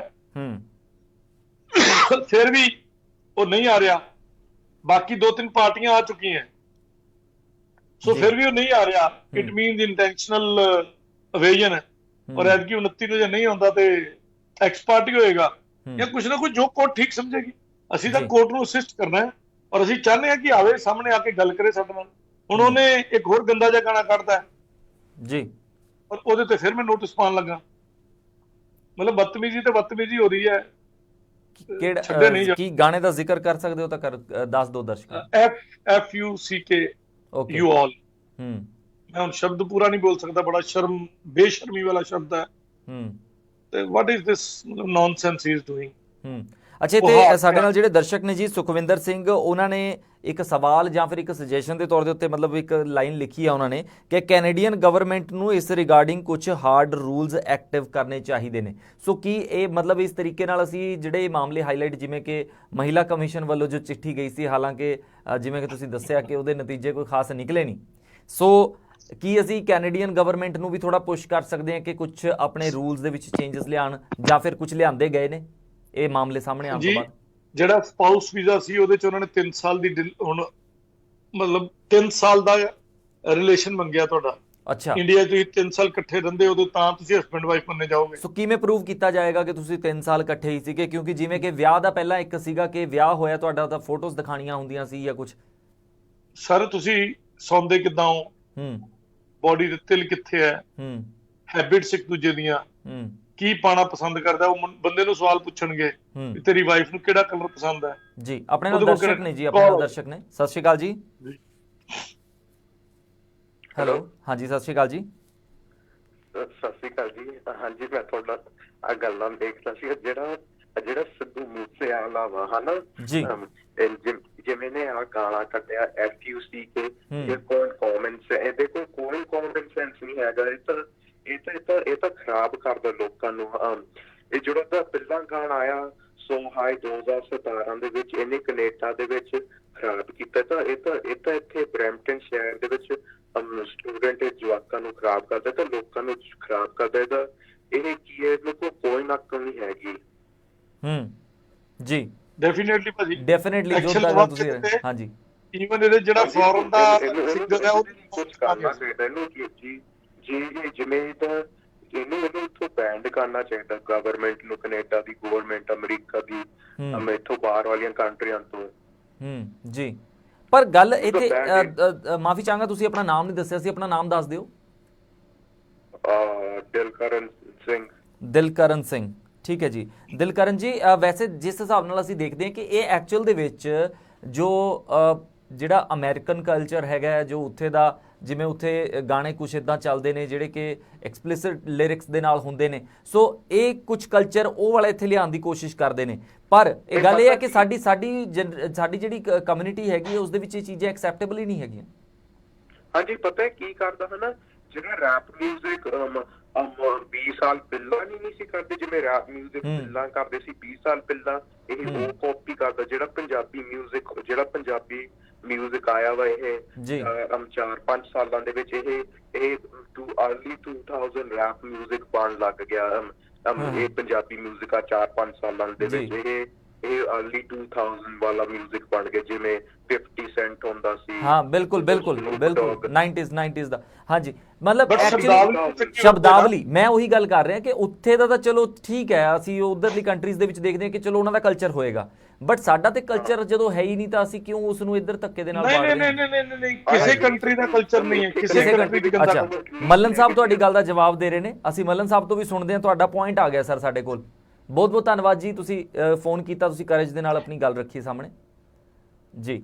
ਭਾਜੀ ਮੈਂ ਇੱਕ ਸਿੰਪਲ ਜੀ ਗੱਲ ਦੱਸਦਾ ਵੀ ਕਿਸੇ ਕੰਟਰੀ ਦਾ ਇਹੋ ਜਿਹਾ ਕਲਚਰ ਨਹੀਂ ਹੈ ਜਿਹਦੇ 'ਚ ਕੋਈ ਐਸੀ ਵਲਗੈਰਿਟੀ, ਗੰਦਗੀ। ਮੈਂ ਤੁਹਾਨੂੰ ਇਹ ਪਿਛਲੇ ਐਗਜ਼ਾਮਪਲ ਦਿੰਦਾ। 3 ਮਹੀਨੇ ਪਹਿਲਾਂ ਅਖਬਾਰ 'ਚ ਖਬਰ ਆਈ ਸੀ ਜੀ, ਕੈਨੇਡਾ ਦੀ ਹੋਈ। ਠੀਕ ਹੈ। ਹਸਬੈਂਡ ਪੁਲਿਸ ਵਾਲਾ ਸੀ, ਉਹਨੂੰ ਡਾਊਟ ਹੋਇਆ ਆਪਣੀ ਵਾਈਫ ਤੇ ਕਿ ਉਹਦਾ ਕਿਤੇ ਹੋਰ ਰਿਲੇਸ਼ਨਸ਼ਿਪ ਚੱਲ ਰਿਹਾ। ਅੱਛਾ। ਉਹਨੇ ਆਪਣੀ ਵਾਈਫ ਦੇ ਪਰਸ ਵਿੱਚੋਂ ਲਾਤੀ ਡਿਵਾਈਸ, ਓਕੇ, ਉਹਦੀ ਕਾਰ 'ਚ ਵੀ ਡਿਵਾਈਸ ਲਾਤੀ। ਉਹਨੇ ਆਪਣੇ ਹਸਬੈਂਡ ਨੂੰ ਕਿਹਾ ਕਿ ਮੈਂ ਗਰੋਸਰੀ ਤੇ ਚੱਲੀ ਹਾਂ। ਗਰੋਸਰੀ ਤੇ ਜਾਣ ਦੇ ਬਹਾਨੇ ਗਈ, ਪਾਰਕ 'ਚੋਂ ਆਪਣੇ ਬॉयਫ੍ਰੈਂਡ ਨੂੰ ਕਿਸ ਕਰਦੀ ਫੜੀ ਗਈ ਸੀ। ਅੱਛਾ। ਉਹਨੇ ਉਹਨੂੰ ਫੜ ਕੇ ਕੁੱਟਿਆ ਸੀ, ਉੱਥੇ ਝਾਂਬਾ ਲਾਇਆ ਸੀ ਚੰਗਾ ਭਲਾ। ਓਕੇ। ਉਹ ਗੋਰੇ ਸੀ ਦੋਵੇਂ। ਸਰ ਮਤਲਬ ਇਹ ਗੱਲਾਂ ਕੋਈ ਉੱਥੇ ਵੀ ਐਕਸੈਪਟੇਬਲ ਨਹੀਂ ਹੈ। ਕਿਸੇ ਕਲਚਰ, ਕਿਸੇ ਧਰਮ, ਕਿਸੇ ਰਿਲੀਜਨ, ਕਿਸੇ ਜਗ੍ਹਾ ਤੇ ਗੰਦਗੀ ਐਕਸੈਪਟੇਬਲ ਨਹੀਂ ਹੈ। ਜਿੱਥੇ ਈਵਨ ਆਦੀਵਾਸੀ ਰਹਿੰਦੇ ਨੇ, ਆਦੀਵਾਸੀ ਜਿਹੜੇ ਸਿਰਫ ਪੱਤਿਆਂ ਨਾਲ ਆਪਣਾ ਸਿਰਫ ਥਲੜਾ ਹਿੱਸਾ ਢੱਕਦੇ ਨੇ, ਉੱਪਰੋਂ ਉਹਨਾਂ ਨੇ ਕਦੀ ਲੇਡੀਜ਼ ਔਰ ਜੈਂਟਸ ਦੇ ਉੱਪਰ ਕੁਛ ਨਹੀਂ ਢੱਕਿਆ ਹੁੰਦਾ, ਉਹਨਾਂ 'ਚ ਵੀ ਵਾਈਫ ਇੱਕੋ ਹੁੰਦੀ ਹੈ। ਸਾਡੇ ਜਾਨਵਰ, ਕੁੱਤੇ ਦੇ ਬੱਚੇ ਜਦੋਂ ਹੋ ਜਾਂਦੇ ਨੇ, ਉਹ ਆਪਸ 'ਚ ਹਸਬੈਂਡ ਵਾਈਫ ਦਾ ਰਿਲੇਸ਼ਨ ਨਹੀਂ ਬਣਾਉਂਦੇ, ਉਹ ਬੱਚਾ ਹੀ ਰਹਿੰਦਾ, ਚਾਹੇ ਉਹ ਜਿੰਨਾ ਮਰਜ਼ੀ ਬਜ਼ੁਰਗ ਹੋ ਜਾਏ। ਉਹ ਲੋਕੇਸ਼ਨ ਚੇਂਜ ਕਰਦੇ ਨੇ। ਉਹ ਜਾਨਵਰਾਂ 'ਚ ਇੰਨਾ ਚੰਗਾ ਕਲਚਰ ਹੈ। ਇਹ ਕਿਸ ਕੈਟਾਗਰੀ ਦੇ ਬੰਦੇ ਨੇ? ਕਿਹਨੂੰ ਹਾਰ ਦੀ ਸਾੜ ਇਹ ਸੁਣਾ ਰਿਹਾ, ਤੇ ਇਹਨੂੰ ਉਹਦਾ ਜਵਾਬ ਦੇਾਂਗੇ। ਔਰ ਜਿਹੜੀ ਇਹ ਚੀਜ਼ ਜਿਹੜੀ ਹੈਗੀ ਮੱਲਨ ਸਾਹਿਬ, ਅਸੀਂ ਗੱਲ ਕਰ ਰਹੇ ਸੀ ਬੇਅੰਤ ਕੌਰ ਦੀ, ਤੇ ਗੱਲ ਜਿਹੜੀ ਹੁਣ ਹੋਈ ਹੈ ਸਿੱਧੂ ਮੂਸੇਵਾਲੇ ਦੇ ਗਾਣੇ ਦੀ। ਸੋ ਕਿਤੇ ਨਾ ਕਿਤੇ ਤੁਸੀਂ ਚਾਹੇ ਆਨਲਾਈਨ ਦੇਖ ਲਓ, ਚਾਹੇ ਫੇਸਬੁੱਕ ਦੇ ਉੱਤੇ, ਜਿਵੇਂ ਹੁਣ ਰੀਲਸ ਚੱਲਦੀਆਂ ਨੇ, ਇੰਸਟਾਗ੍ਰਾਮ ਦੇ ਉੱਤੇ ਰੀਲਸ ਚੱਲਦੀਆਂ, ਤੇ ਸ਼ਾਰਟਸ ਚੱਲਦੀਆਂ ਜਿਹੜੀਆਂ ਯੂਟਿਊਬ ਦੇ ਉੱਤੇ ਸਮਾਲ ਵੀਡੀਓਜ਼ ਹੁੰਦੀਆਂ, ਉਹਦੇ ਵਿੱਚ ਅਸੀਂ ਦੇਖ ਰਹੇ ਹਾਂ ਕਿ ਯੂਥ ਇਹਨਾਂ ਗਾਣਿਆਂ ਨੂੰ ਹੀ ਲੈ ਕੇ ਕਿਸੇ ਇੱਕ ਅਲੱਗ ਹੀ ਇਮੈਜਿਨਰੀ ਵਰਲਡ ਦੇ ਵਿੱਚ ਜਿਹੜੀ ਆਪਣੀ ਜ਼ਿੰਦਗੀ ਬਤੀਤ ਕਰ ਰਿਹਾ, ਕਿਉਂਕਿ ਪ੍ਰੈਕਟੀਕਲ ਲਾਈਫ ਬਹੁਤ ਡਿਫਰੈਂਟ ਹੈ। ਔਰ ਪ੍ਰੈਕਟੀਕਲ ਲਾਈਫ ਜਦੋਂ ਅਸੀਂ ਪ੍ਰੈਕਟੀਕਲ ਲਾਈਫ ਦੇ ਵਿੱਚ ਉਤਰਦੇ ਹਾਂ, ਉਦੋਂ ਤੱਕ ਸ਼ਾਇਦ ਆਪਣੇ ਆਪ ਨੂੰ ਬਹੁਤ ਜ਼ਿਆਦਾ ਸਪੋਇਲ ਕਰ ਚੁੱਕੇ ਹੁੰਦੇ ਆ, ਔਰ ਡਿਪਰੈਸ਼ਨ ਰੇਟ ਵੀ ਇਹਦੇ ਕਰਕੇ ਵੱਧ ਰਿਹਾ। ਸਿਰਫ ਇੱਕ ਫੇਕ ਵਰਲਡ ਨੂੰ ਅਸੀਂ ਦੇਖ ਕੇ, ਇੱਕ ਦੂਜੇ ਨੂੰ ਦੇਖ ਕੇ ਅਸੀਂ ਡੀਮੋਟੀਵੇਟ ਵੀ ਹੋ ਰਹੇ ਹਾਂ। ਸੋ ਇਹ ਚੀਜ਼ਾਂ ਕਿਤੇ ਨਾ ਕਿਤੇ ਇੰਟਰਕਨੈਕਟਡ ਨੇ, ਪਰ ਇਹ ਮੰਨਦੇ ਨਹੀਂ ਹੈਗੇ। ਜਿਸ ਟਾਈਮ ਦੇ ਵਿੱਚ ਗੱਲ ਹੁੰਦੀ ਹੈ, ਜਿਸ ਟਾਈਮ ਕਦੀ ਸਿੱਧੂ ਮੂਸੇਵਾਲੇ ਨੂੰ ਜਾਂ ਅਜਿਹੇ ਕਿਸੇ ਸਿੰਗਰ ਨੂੰ ਖੜਾ ਕੇ ਤੁਸੀਂ ਪੁੱਛੋਗੇ, ਤਾਂ ਉਦੋਂ ਉਹਨਾਂ ਦਾ ਜਵਾਬ ਹੁੰਦਾ ਕਿ ਜੀ ਲੋਕੀ ਸੁਣਦੇ ਨੇ, ਜਿੱਦਾਂ ਦਾ ਅਸੀਂ ਦੇਖਦੇ ਹਾਂ ਉੱਦਾਂ ਦਾ ਲਿਖ ਦਿੰਦੇ ਹਾਂ, ਉੱਦਾਂ ਦਾ ਗਾ ਦਿੰਦੇ ਹਾਂ। ਸੋ ਫਿਊ ਵਰਡਸ ਦੇ ਵਿੱਚ, ਕਿਉਂਕਿ ਸਾਡੇ ਕੋਲ ਸਮਾਂ ਵੀ ਨਹੀਂ ਹੈਗਾ, ਸੋ ਕੀ ਕਹਿਣਾ ਚਾਹੋਗੇ ਬੇਅੰਤ ਕੌਰ ਤੇ ਇਹ ਜਿਹੜੇ ਇਦਾਂ ਦੇ ਮਾਮਲੇ ਨੇ, ਯਾਨੀ ਕਿ ਇੱਕ ਇਮੈਜਿਨਰੀ ਵਰਲਡ ਦੇ ਵਿੱਚ ਜਾਣ ਵਾਲੀ ਜਿਹੜੀ ਚਾਹਤ ਹੈ, ਉਹ ਗਲਤ ਪਾਸੇ ਲੈ ਕੇ ਜਾ ਰਹੀ ਹੈ ਯੂਥ ਨੂੰ। ਆਪਣੇ ਨਾਲ ਇੱਕ ਦਰਸ਼ਕ ਵੀ ਨੇ ਜੀ। ਸਤਿ ਸ਼੍ਰੀ ਅਕਾਲ ਜੀ। ਹੈਲੋ। ਹਾਂਜੀ ਡਾਕਟਰ ਸਾਹਿਬ, ਸਤਿ ਸ਼੍ਰੀ ਅਕਾਲ। ਸਤਿ ਸ਼੍ਰੀ ਅਕਾਲ ਜੀ। ਸਤਿ ਸ਼੍ਰੀ ਅਕਾਲ ਮੈਮ, ਆਪਣਾ ਨਾਮ ਦੱਸ ਦਿਓ ਜੀ। ਹਾਂਜੀ ਮੇਰਾ ਨਾਮ ਗੁਰਮੀਤ ਆ ਜੀ। ਗੁਰਮੀਤ ਜੀ ਕਿੱਥੋਂ ਗੱਲ ਕਰ ਰਹੇ ਹੋ? ਹਾਂਜੀ ਬਾਹਰੋਂ ਗੱਲ ਕਰਦੇ। ਠੀਕ ਹੈ ਜੀ। ਹਾਂਜੀ ਕੀ ਕਹਿਣਾ ਚਾਹੁੰਦੇ ਸੀ? ਜੀ ਹਾਂਜੀ ਮੈਂ ਤੁਹਾਨੂੰ ਪੁੱਛਣਾ ਸੀ ਕਿ ਜੇ ਕਿਸੇ ਦਰਦ ਨੂੰ ਸਪੋਰਟ ਨਾ ਹੋਵੇ ਪਿੱਛੇ, ਉਹ ਵੀ ਤੁਸੀਂ ਲਾ ਸਕਦੇ ਹੋ ਕਿ ਨਹੀਂ? ਕਿਹਨੂੰ ਸਪੋਰਟ ਨਾ ਹੋਵੇ ਜੀ? ਦੰਦ ਨੂੰ ਦੰਦ ਕੱਢੇ ਹੋਣ ਜਾਂ ਇੱਕ ਦੋ ਚਾਰ ਹੋਣ ਵੀ, ਮੱਲਨ ਸਾਹਿਬ ਸਪੋਰਟ ਨਾ ਹੋਵੇ ਫਿਰ ਉੱਥੇ ਲਾ ਸਕਦੇ ਹਾਂ। ਦੇਖੋ ਮੱਲਨ ਸਾਹਿਬ ਦੰਦ ਕਢਾ ਸਕਦੇ। ਗੁਰਮੀਤ ਜੀ ਮਾਫੀ ਚਾਹਾਂਗਾ ਬਹੁਤ। ਹਾਂਜੀ ਇਹ ਆਪਾਂ ਵਕੀਲ ਸ਼ੋ ਹੈ, ਡਾਕਟਰੀ ਸ਼ੋ ਨਹੀਂ ਹੈ। ਤੁਹਾਡੇ ਨਾਲ ਮਾਂ ਨਾਲ ਮਜ਼ਾਕ ਕਰ ਲਿਆ ਮਾੜਾ ਜਿਹਾ। ਹਾਂਜੀ ਹਾਂਜੀ। ਸੋ ਆਪਣੀ ਮਾਂ ਨਾਲ ਹੀ ਅਸੀਂ ਮਜ਼ਾਕ ਕਰ ਲਿਆ ਮਾੜਾ ਜਿਹਾ, ਪਰ ਗੁਰਮੀਤ ਜੀ ਇਹ ਐਕਚੁਅਲੀ ਮੱਲਨ ਸਾਹਿਬ ਵਕੀਲ ਸਾਹਿਬ ਨੇ, ਉਹਨਾਂ ਨਾਲ ਗੱਲ ਚੱਲਦੀ ਪਈ ਹੈ। ਤੁਸੀਂ ਵੈਦ ਜੀ ਵਾਲਾ ਸ਼ੋਅ ਸਮਝ ਕੇ ਕਾਲ ਲਗਾ ਲਈ ਹੈ, ਪਰ ਬਹੁਤ ਬਹੁਤ ਸਵਾਗਤ ਹੈ ਤੁਹਾਡੀ ਗੱਲ ਦਾ। ਵੈਦ ਜੀ ਨਾਲ ਜਦੋਂ ਗੱਲ ਹੋਏਗੀ ਉਹਨਾਂ ਤੋਂ ਤੁਹਾਡਾ ਸਵਾਲ ਜ਼ਰੂਰ ਪੁੱਛਾਂਗੇ ਜੀ। ਕਾਲ ਮੇਰੇ ਖਿਆਲ ਠੀਕ ਹੈ। ਗੱਲ ਤੇ ਬੰਦਾ ਵਾਲੇ ਬੋਲਦੇ ਆ। ਨਹੀਂ ਜੀ ਮਾਫੀ ਚਾਹਾਂਗਾ, ਅਸੀਂ ਉਧਰੋਂ ਨਹੀਂ ਗੱਲ ਕਰ ਰਹੇ। ਫਿਲਹਾਲ ਜਿਹੜਾ ਸ਼ੋਅ ਜਿਹੜਾ ਉਹ ਵਕੀਲ ਸਾਹਿਬ ਦਾ ਚੱਲ ਰਿਹਾ ਹਮਦਰਦ ਟੀਵੀ ਚੈਨਲ ਤੋਂ, ਹਮਦਰਦ ਟੀਵੀ ਤੇ ਕਾਲ ਕੀਤੀ ਸੀ। ਹਾਂਜੀ ਟੀਵੀ ਤੋਂ ਗੱਲ ਕਰ ਰਹੇ ਹਾਂ, ਟੀਵੀ ਚੈਨਲ ਤੋਂ। ਦੇਖੋ ਕਿੰਨਾ ਭੋਲਾਪਨ, ਅੱਜ ਵੀ ਕਿੰਨਾ ਭੋਲਾਪਨ ਜੀ ਓਕੇ ਮੈਮ ਸਾਡੇ ਲੋਕਾਂ 'ਚ ਹੈਗਾ ਹੈ ਬਿਲਕੁਲ। ਸ਼ੇਖਰ ਭਾਜੀ, ਜੀ ਜੀ ਅੱਜ ਵੀ ਕਿੰਨਾ ਭੋਲਾਪਨ ਸਾਡੇ ਲੋਕਾਂ 'ਚ ਹੈ ਨਾ। ਤੇ ਇਹੋ ਜਿਹਿਆਂ ਦੇ ਬੱਚੇ ਜਦੋਂ ਇਹਨਾਂ ਨੂੰ ਹੀ ਪਾਗਲ ਬਣਾਉਣ ਦੀ ਕੋਸ਼ਿਸ਼ ਕਰਦੇ ਆ, ਹਾਂ ਔਰ ਇਹੋ ਜਿਹੇ ਗਾਇਕ ਉਦੋਂ ਗੰਦਾ ਕਲਚਰ ਦਿੰਦੇ ਆ ਜਿਹਨੂੰ ਉਹ ਅਸਿਊਮ ਕਰ ਲੈਂਦੇ ਆ ਕਿ ਸ਼ਾਇਦ ਇਹੋ ਹੀ ਰਿਐਲਿਟੀ ਹੈ, ਜਦਕਿ ਗਰਾਊਂਡ ਰਿਐਲਿਟੀ ਬਿਲਕੁਲ ਡਿਫਰੈਂਟ ਹੈ। ਬਿਲਕੁਲ ਤੇ ਮਤਲਬ ਇਹ ਸਾਰੀਆਂ ਗੱਲਾਂ ਅਸੀਂ ਪਿਛਲੀ ਵਾਰ ਵੀ ਇੱਕ ਗੱਲ ਕਰ ਰਹੇ ਸੀ, ਜਿਵੇਂ ਤੁਸੀਂ ਕਹਿ ਰਹੇ ਸੀਗੇ ਕਿ ਜਿਵੇਂ ਕੁੜੀਆਂ ਦੇ ਸਕਰਟਾਂ ਪਾਉਣ ਵਾਲੀਆਂ ਹੋ ਰਹੇ ਉਹ ਗੱਲਾਂ ਜਿਹੜੀਆਂ ਕਰਦੇ ਨੇ ਗਾਣਿਆਂ ਦੇ ਵਿੱਚ, ਤੁਸੀਂ ਪੰਜਾਬ ਦੇ ਵਿੱਚ ਜਾ ਕੇ ਦੇਖੋ ਕਿਹੜੀ ਸੜਕ ਦੇ ਉੱਤੇ ਤੁਹਾਨੂੰ ਇਦਾਂ ਦੇ ਕੱਪੜੇ ਪਾ ਕੇ ਕੁੜੀ ਜਾਂਦੀ ਦਿਖਦੀ ਹੈ? ਸਕਰਟ ਵਾਲੀ ਜਾਂ ਮਿੰਨੀ ਸਕਰਟ ਵਾਲੀ ਜਾਂ ਅੱਧੇ ਕੱਪੜਿਆਂ ਵਾਲੀ ਨਹੀਂ ਦਿਖੇਗੀ। ਹਾਂ ਜ਼ਰੂਰ ਹੈਗੀਆਂ ਨੇ ਕਲੱਬਾਂ 'ਚ, ਪੱਬਾਂ 'ਚ, ਹਰ ਜਗ੍ਹਾ ਤੇ, ਬਟ ਤੁਹਾਨੂੰ ਏਦਾਂ ਸੜਕ ਤੇ ਤੁਰੀ ਜਾਂਦੀ ਆ ਉਹ ਜਿਹਾ ਕਲਚਰ, ਔਰ ਉਹ ਲੋਕ ਵੀ ਮਾਈਗ੍ਰੇਟਡ ਲੋਕ ਨੇ। ਇਹ ਵੀ ਦੱਸਾਂ ਹਾਂਜੀ, ਜਿਹੜੇ ਬਾਹਰੋਂ ਆਏ ਨੇ, ਔਰ ਬਾਹਰੋਂ ਮੀਨਸ ਲੋਕਲ ਹੀ ਭਾਵੇਂ ਪੰਜਾਬ 'ਚੋਂ ਆਏ ਨੇ, ਜਿਹੜੇ ਆਪਣੇ ਮਾਪਿਓ ਤੋਂ ਦੂਰ ਰਹਿ ਰਹੇ ਆ, ਬਿਲਕੁਲ ਉਹ ਲੋਕ ਇਹੋ ਜਿਹੀ ਸ਼ਰਾਰਤਾਂ, ਚਾਹੇ ਉਹ ਹਿਮਾਚਲ 'ਚੋਂ ਆ ਜਾਣ, ਹਰਿਆਣੇ 'ਚੋਂ ਆ ਜਾਣ ਜਾਂ ਪੰਜਾਬੋਂ ਆ ਜਾਣ, ਜੀ ਜਿਹੜਾ ਵੀ ਬੱਚਾ ਮਾਪਿਓ ਤੋਂ ਦੂਰ ਹੈ, ਈਵਨ ਚੰਡੀਗੜ੍ਹ ਦਾ, ਮੁਹਾਲੀ ਦਾ ਲੋਕਲ ਬੱਚਾ ਇਹੋ ਜਿਹਾ ਕੁਝ ਕਰਦਾ ਹੀ ਨਹੀਂ। ਜੀ ਮਲਨ ਸਾਹਿਬ, ਹੁਣ ਸਾਨੂੰ ਸਮਾਂ ਹੋਰ ਇਜਾਜ਼ਤ ਨਹੀਂ ਦੇ ਰਿਹਾ, ਗੱਲਾਂ ਤੇ ਸ਼ਾਇਦ ਬਹੁਤ ਸਾਰੀਆਂ ਹੋਰ ਨੇ, ਪਰ ਫਿਲਹਾਲ ਅੱਜ ਬੇਅੰਤ ਕੌਰ ਦੀ ਜਿਹੜੀ ਗੱਲ ਸੀਗੀ ਖਾਸ ਤੌਰ ਦੇ ਉੱਤੇ, ਜੋ ਇੱਕ ਕੈਨੇਡਾ ਤੋਂ ਚਿੱਠੀ ਆਈ ਹੈ ਵਿਦੇਸ਼ ਮੰਤਰਾਲੇ ਤੋਂ, ਕੈਨੇਡਾ ਦੇ ਜੋ ਇੰਡੀਆ ਦੇ ਵਿੱਚ ਮਹਿਲਾ ਕਮਿਸ਼ਨ ਦੀ ਚੇਅਰਪਰਸਨ ਮਨੀਸ਼ਾ ਗੁਲਾਟੀ ਨੂੰ ਚਿੱਠੀ ਲਿਖੀ ਗਈ ਹੈ। ਉਸ ਦੇ ਵਿੱਚ ਇਹ ਜ਼ਿਕਰ ਕੀਤਾ ਗਿਆ ਜ਼ਰੂਰ ਕਿ ਉਹਨਾਂ ਦੇ ਕੈਨੇਡਾ ਦੇ ਵਿੱਚ ਆਉਣ ਵਾਲੇ ਜਿਹੜੇ ਵਿਦਿਆਰਥੀ ਨੇ, ਖਾਸ ਤੌਰ ਦੇ ਉੱਤੇ ਪੰਜਾਬ ਦੇ ਨੇ, ਉਹਨਾਂ ਦੀ ਸੁਰੱਖਿਆ ਨੂੰ ਯਕੀਨੀ ਬਣਾਇਆ ਜਾਏਗਾ। ਧੋਖਾਧੜੀ ਦੇ ਮਾਮਲਿਆਂ ਦੇ ਉੱਤੇ ਥੋੜੀ ਜੀ ਨਜ਼ਰ ਰੱਖੀ ਜਾਏਗੀ ਕਿ ਕਿਸੇ ਨੂੰ ਕੋਈ ਇਦਾਂ ਦੀ ਪ੍ਰੋਬਲਮ ਨਾ ਹੋਵੇ। ਪਰ ਮਨੀਸ਼ਾ ਗੁਲਾਟੀ ਵੱਲੋਂ ਜਿਹੜੀ ਚਿੱਠੀ ਇਹ ਲਿਖੀ ਗਈ ਸੀਗੀ, ਉਸ ਦੇ ਵਿੱਚ ਉਹਨਾਂ ਨੇ ਬੇਅੰਤ ਕੌਰ ਤੇ ਲਵਪ੍ਰੀਤ ਮਾਮਲੇ ਨੂੰ ਉਹਨਾਂ ਦੇ ਕਹਿਣ ਦੇ ਅਨੁਸਾਰ ਉਹਨਾਂ ਨੇ ਹਾਈਲਾਈਟ ਕੀਤਾ ਸੀ ਗਵਰਨਮੈਂਟ ਦੇ ਕੋਲ। ਜਸਟਿਨ ਟਰੂਡੋ ਜੋ ਪ੍ਰਧਾਨ ਮੰਤਰੀ ਨੇ ਕੈਨੇਡਾ ਦੇ, ਉਹਨਾਂ ਨੇ ਐਡਰੈਸ ਕੀਤੀ ਸੀਗੀ, ਪਰ ਉਹਨਾਂ ਵੱਲੋਂ ਜਿਹੜਾ ਰਿਪਲਾਈ ਆਇਆ ਉਸ ਦੇ ਵਿੱਚ ਕਿਤੇ ਵੀ ਲਵਪ੍ਰੀਤ ਨੂੰ ਲੈ ਕੇ ਜਾਂ ਬੇਅੰਤ ਕੌਰ ਦੇ ਮਾਮਲੇ ਨੂੰ ਲੈ ਕੇ ਸਪੈਸੀਫਿਕਲੀ ਜਿਹੜਾ ਜ਼ਿਕਰ ਨਹੀਂ ਕੀਤਾ ਗਿਆ। ਸੋ ਇਸ ਦੇ ਉੱਤੇ ਅੱਜ ਗੱਲਬਾਤ ਹੋਈ ਹੈ। ਸੋ ਮੱਲਨ ਸਾਹਿਬ, ਜਾਂਦੀ ਵਾਰੀ ਕੀ ਕਹੋਗੇ ਇਨ ਫਿਊ ਵਰਡਸ, ਕਿਉਂਕਿ ਟਾਈਮ ਆਪਣੇ ਕੋਲੇ ਘੱਟ ਹੈ? ਦੇਖੋ ਮੈਂ ਤੇ ਇੱਕੋ ਗੱਲ ਕਹੂੰਗਾ ਵੀ ਜ਼ਿੰਦਗੀ ਪਰ ਥਿੰਕ ਲੀਗਲ, ਜੋ ਲੀਗਲ ਸੋਚ ਕੇ ਲੀਗਲ ਕਰਕੇ ਸਵਾਦ ਹੈ ਉਹ ਇਲੀਗਲ ਨਾਲ ਨਹੀਂ ਹੈ। ਔਰ ਜਿਹੜੀਆਂ ਇਹੋ ਜਿਹੇ ਕਬੂਤਰਬਾਜ਼ ਲਾੜੀਆਂ ਨੇ, ਇਹਨਾਂ ਪਰਿਵਾਰਾਂ ਕੋਲੋਂ ਜਿੰਨੇ ਪੈਸੇ ਤੁਸੀਂ ਅੱਬਲ ਤੇ ਖਰਚੋ ਹੀ ਨਾ, ਜੇ ਖਰਚੋ ਤੇ ਉਸ ਤੋਂ ਦੁੱਗਣੇ ਅਮਾਉਂਟ ਦੇ ਚੈੱਕ ਲੈ ਕੇ ਜੀ, ਜਾਂ ਉਹਦਾ ਇੱਕ ਪ੍ਰੋਸੀਜਰ ਹੈ, ਉਸ ਪ੍ਰੋਸੀਜਰ ਮੁਤਾਬਕ ਬੰਨ ਕੇ ਚੱਲੋ ਇਹਨਾਂ ਨੂੰ, ਤਾਂ ਕਿ ਇਹਨਾਂ ਦੀ ਨੀਤ ਖਰਾਬ ਹੋਵੇ ਤੇ ਇਹਨਾਂ ਨੂੰ ਢੰਗ ਸਕੀਏ ਜੀ। ਔਰ ਆਪਣੇ ਬੱਚੇ ਨਾ ਗਵਾਇਓ, ਦਿਲ ਨਾ ਛੱਡੋ, ਪੈਸੇ ਚਲੇ ਗਏ, ਕਮਾ ਲਾਂਗੇ, ਜਾਨ ਗਈ ਵਾਪਸ ਨਹੀਂ ਆਉਣੀ। ਨਿੱਕੀ ਜੀ ਗੱਲ ਪਿੱਛੇ ਆਪਣੀ ਜਾਨ ਨਹੀਂ ਦੇਣੀ, ਦਲੇਰੀ ਰੱਖੋ। ਜਿਹੜਾ ਭੈਣ ਭਰਾ ਪੈਸੇ ਨਹੀਂ ਖਰਚ ਸਕਦਾ, ਮੈਂ ਫ੍ਰੀ ਵੀ ਕੰਮ ਕਰ ਦਿੰਦਾ ਉਹਦਾ, ਪਰ ਮੈਂ ਪੈਸੇ ਵੀ ਲੈਣਾ। ਸਾਰੇ ਬੰਦੇ ਇਹ ਨਾ ਸਮਝਣ। ਤੇ ਇੱਕ ਗੱਲ ਹੋਰ ਕਹੂੰਗਾ ਕਿ ਭਾਰਤ ਸਮੇਂ ਮੁਤਾਬਕ ਸ਼ਾਮੀ 4 ਤੋਂ ਲੈ ਕੇ 9 ਵਜੇ ਤੱਕ ਮੇਰੇ NRI ਭੈਣ ਭਰਾ ਮੈਨੂੰ ਫੋਨ ਕਰ ਸਕਦੇ ਆ। ਰਾਤ ਦੇ 3 ਵਜੇ ਨਾ ਕਰਿਆ ਕਰੋ, ਮੈਨੂੰ ਤਲਾਕ ਦੀ ਚਿੱਠੀ ਜ਼ਰੂਰ ਮਿਲ ਜਾਵੇ। ਸੋ ਮਲਨ ਸਾਹਿਬ, ਬਹੁਤ ਬਹੁਤ ਧੰਨਵਾਦ ਸਾਡੇ ਦਰਸ਼ਕਾਂ ਦੇ ਨਾਲ ਗੱਲਬਾਤ ਕਰਨ ਦੇ ਲਈ, ਤੇ ਵਿੱਚ ਇੰਨੀਆਂ ਸੀਰੀਅਸ ਗੱਲਾਂ ਦੇ ਵਿੱਚ ਥੋੜਾ ਹਸਾਨ ਦੇ ਲਈ ਵੀ ਬਹੁਤ ਬਹੁਤ ਧੰਨਵਾਦ ਤੁਹਾਡਾ। ਬਹੁਤ ਬਹੁਤ ਸ਼ੁਕਰੀਆ ਜੀ। ਮੇਰੇ ਪਰਿਵਾਰ ਨੂੰ ਵੀ ਮੇਰਾ ਪਿਆਰ ਭਰਿਆ ਸਤਿ ਸ੍ਰੀ ਅਕਾਲ ਜੀ। ਕਦੀ ਆਓ ਤੇ ਮੈਨੂੰ ਜ਼ਰੂਰ ਮਿਲਿਓ, ਮੈਨੂੰ ਕਿਤਾਬਾਂ ਜ਼ਰੂਰ ਲੈ ਦਿਓ, ਕਿਤਾਬਾਂ ਇਹ ਮੈਂ ਆਪਣੇ ਪਰਿਵਾਰ ਨੂੰ ਸਿਫਾਰਿਸ਼ ਪਾਉਣਾ। ਹਾਂਜੀ, ਕਾਨੂੰਨ ਦੀਆਂ ਕਿਤਾਬਾਂ ਸਿਰਫ। ਹਾਂਜੀ, ਧੰਨਵਾਦ ਜੀ। ਜੀ ਸੋ ਦਰਸ਼ਕਾਂ ਨੂੰ ਵਾਅਦਾ ਕਰਕੇ ਜਾਂਦੇ ਹਾਂ, ਅਗਲੇ ਐਪੀਸੋਡ ਦੇ ਵਿੱਚ ਫੇਰ ਮਿਲਾਂਗੇ, ਕਿਸੇ ਹੋਰ ਮੁੱਦੇ ਦੇ ਉੱਤੇ ਗੱਲਬਾਤ ਕਰਾਂਗੇ। ਤੁਸੀਂ ਹਮਦਰਦ ਟੀਵੀ ਦੇਖਦੇ ਰਹੋ, ਕਿਉਂਕਿ ਬਹੁਤ ਸਾਰੇ ਨਿਊਜ਼ ਅਪਡੇਟਸ ਤੇ ਬਹੁਤ ਸਾਰੇ ਪ੍ਰੋਗਰਾਮਸ ਤੁਹਾਡੇ ਲਈ ਆ ਰਹੇ ਨੇ। ਮੈਨੂੰ ਦਿਓ ਇਜਾਜ਼ਤ, ਸਤਿ ਸ਼੍ਰੀ ਅਕਾਲ।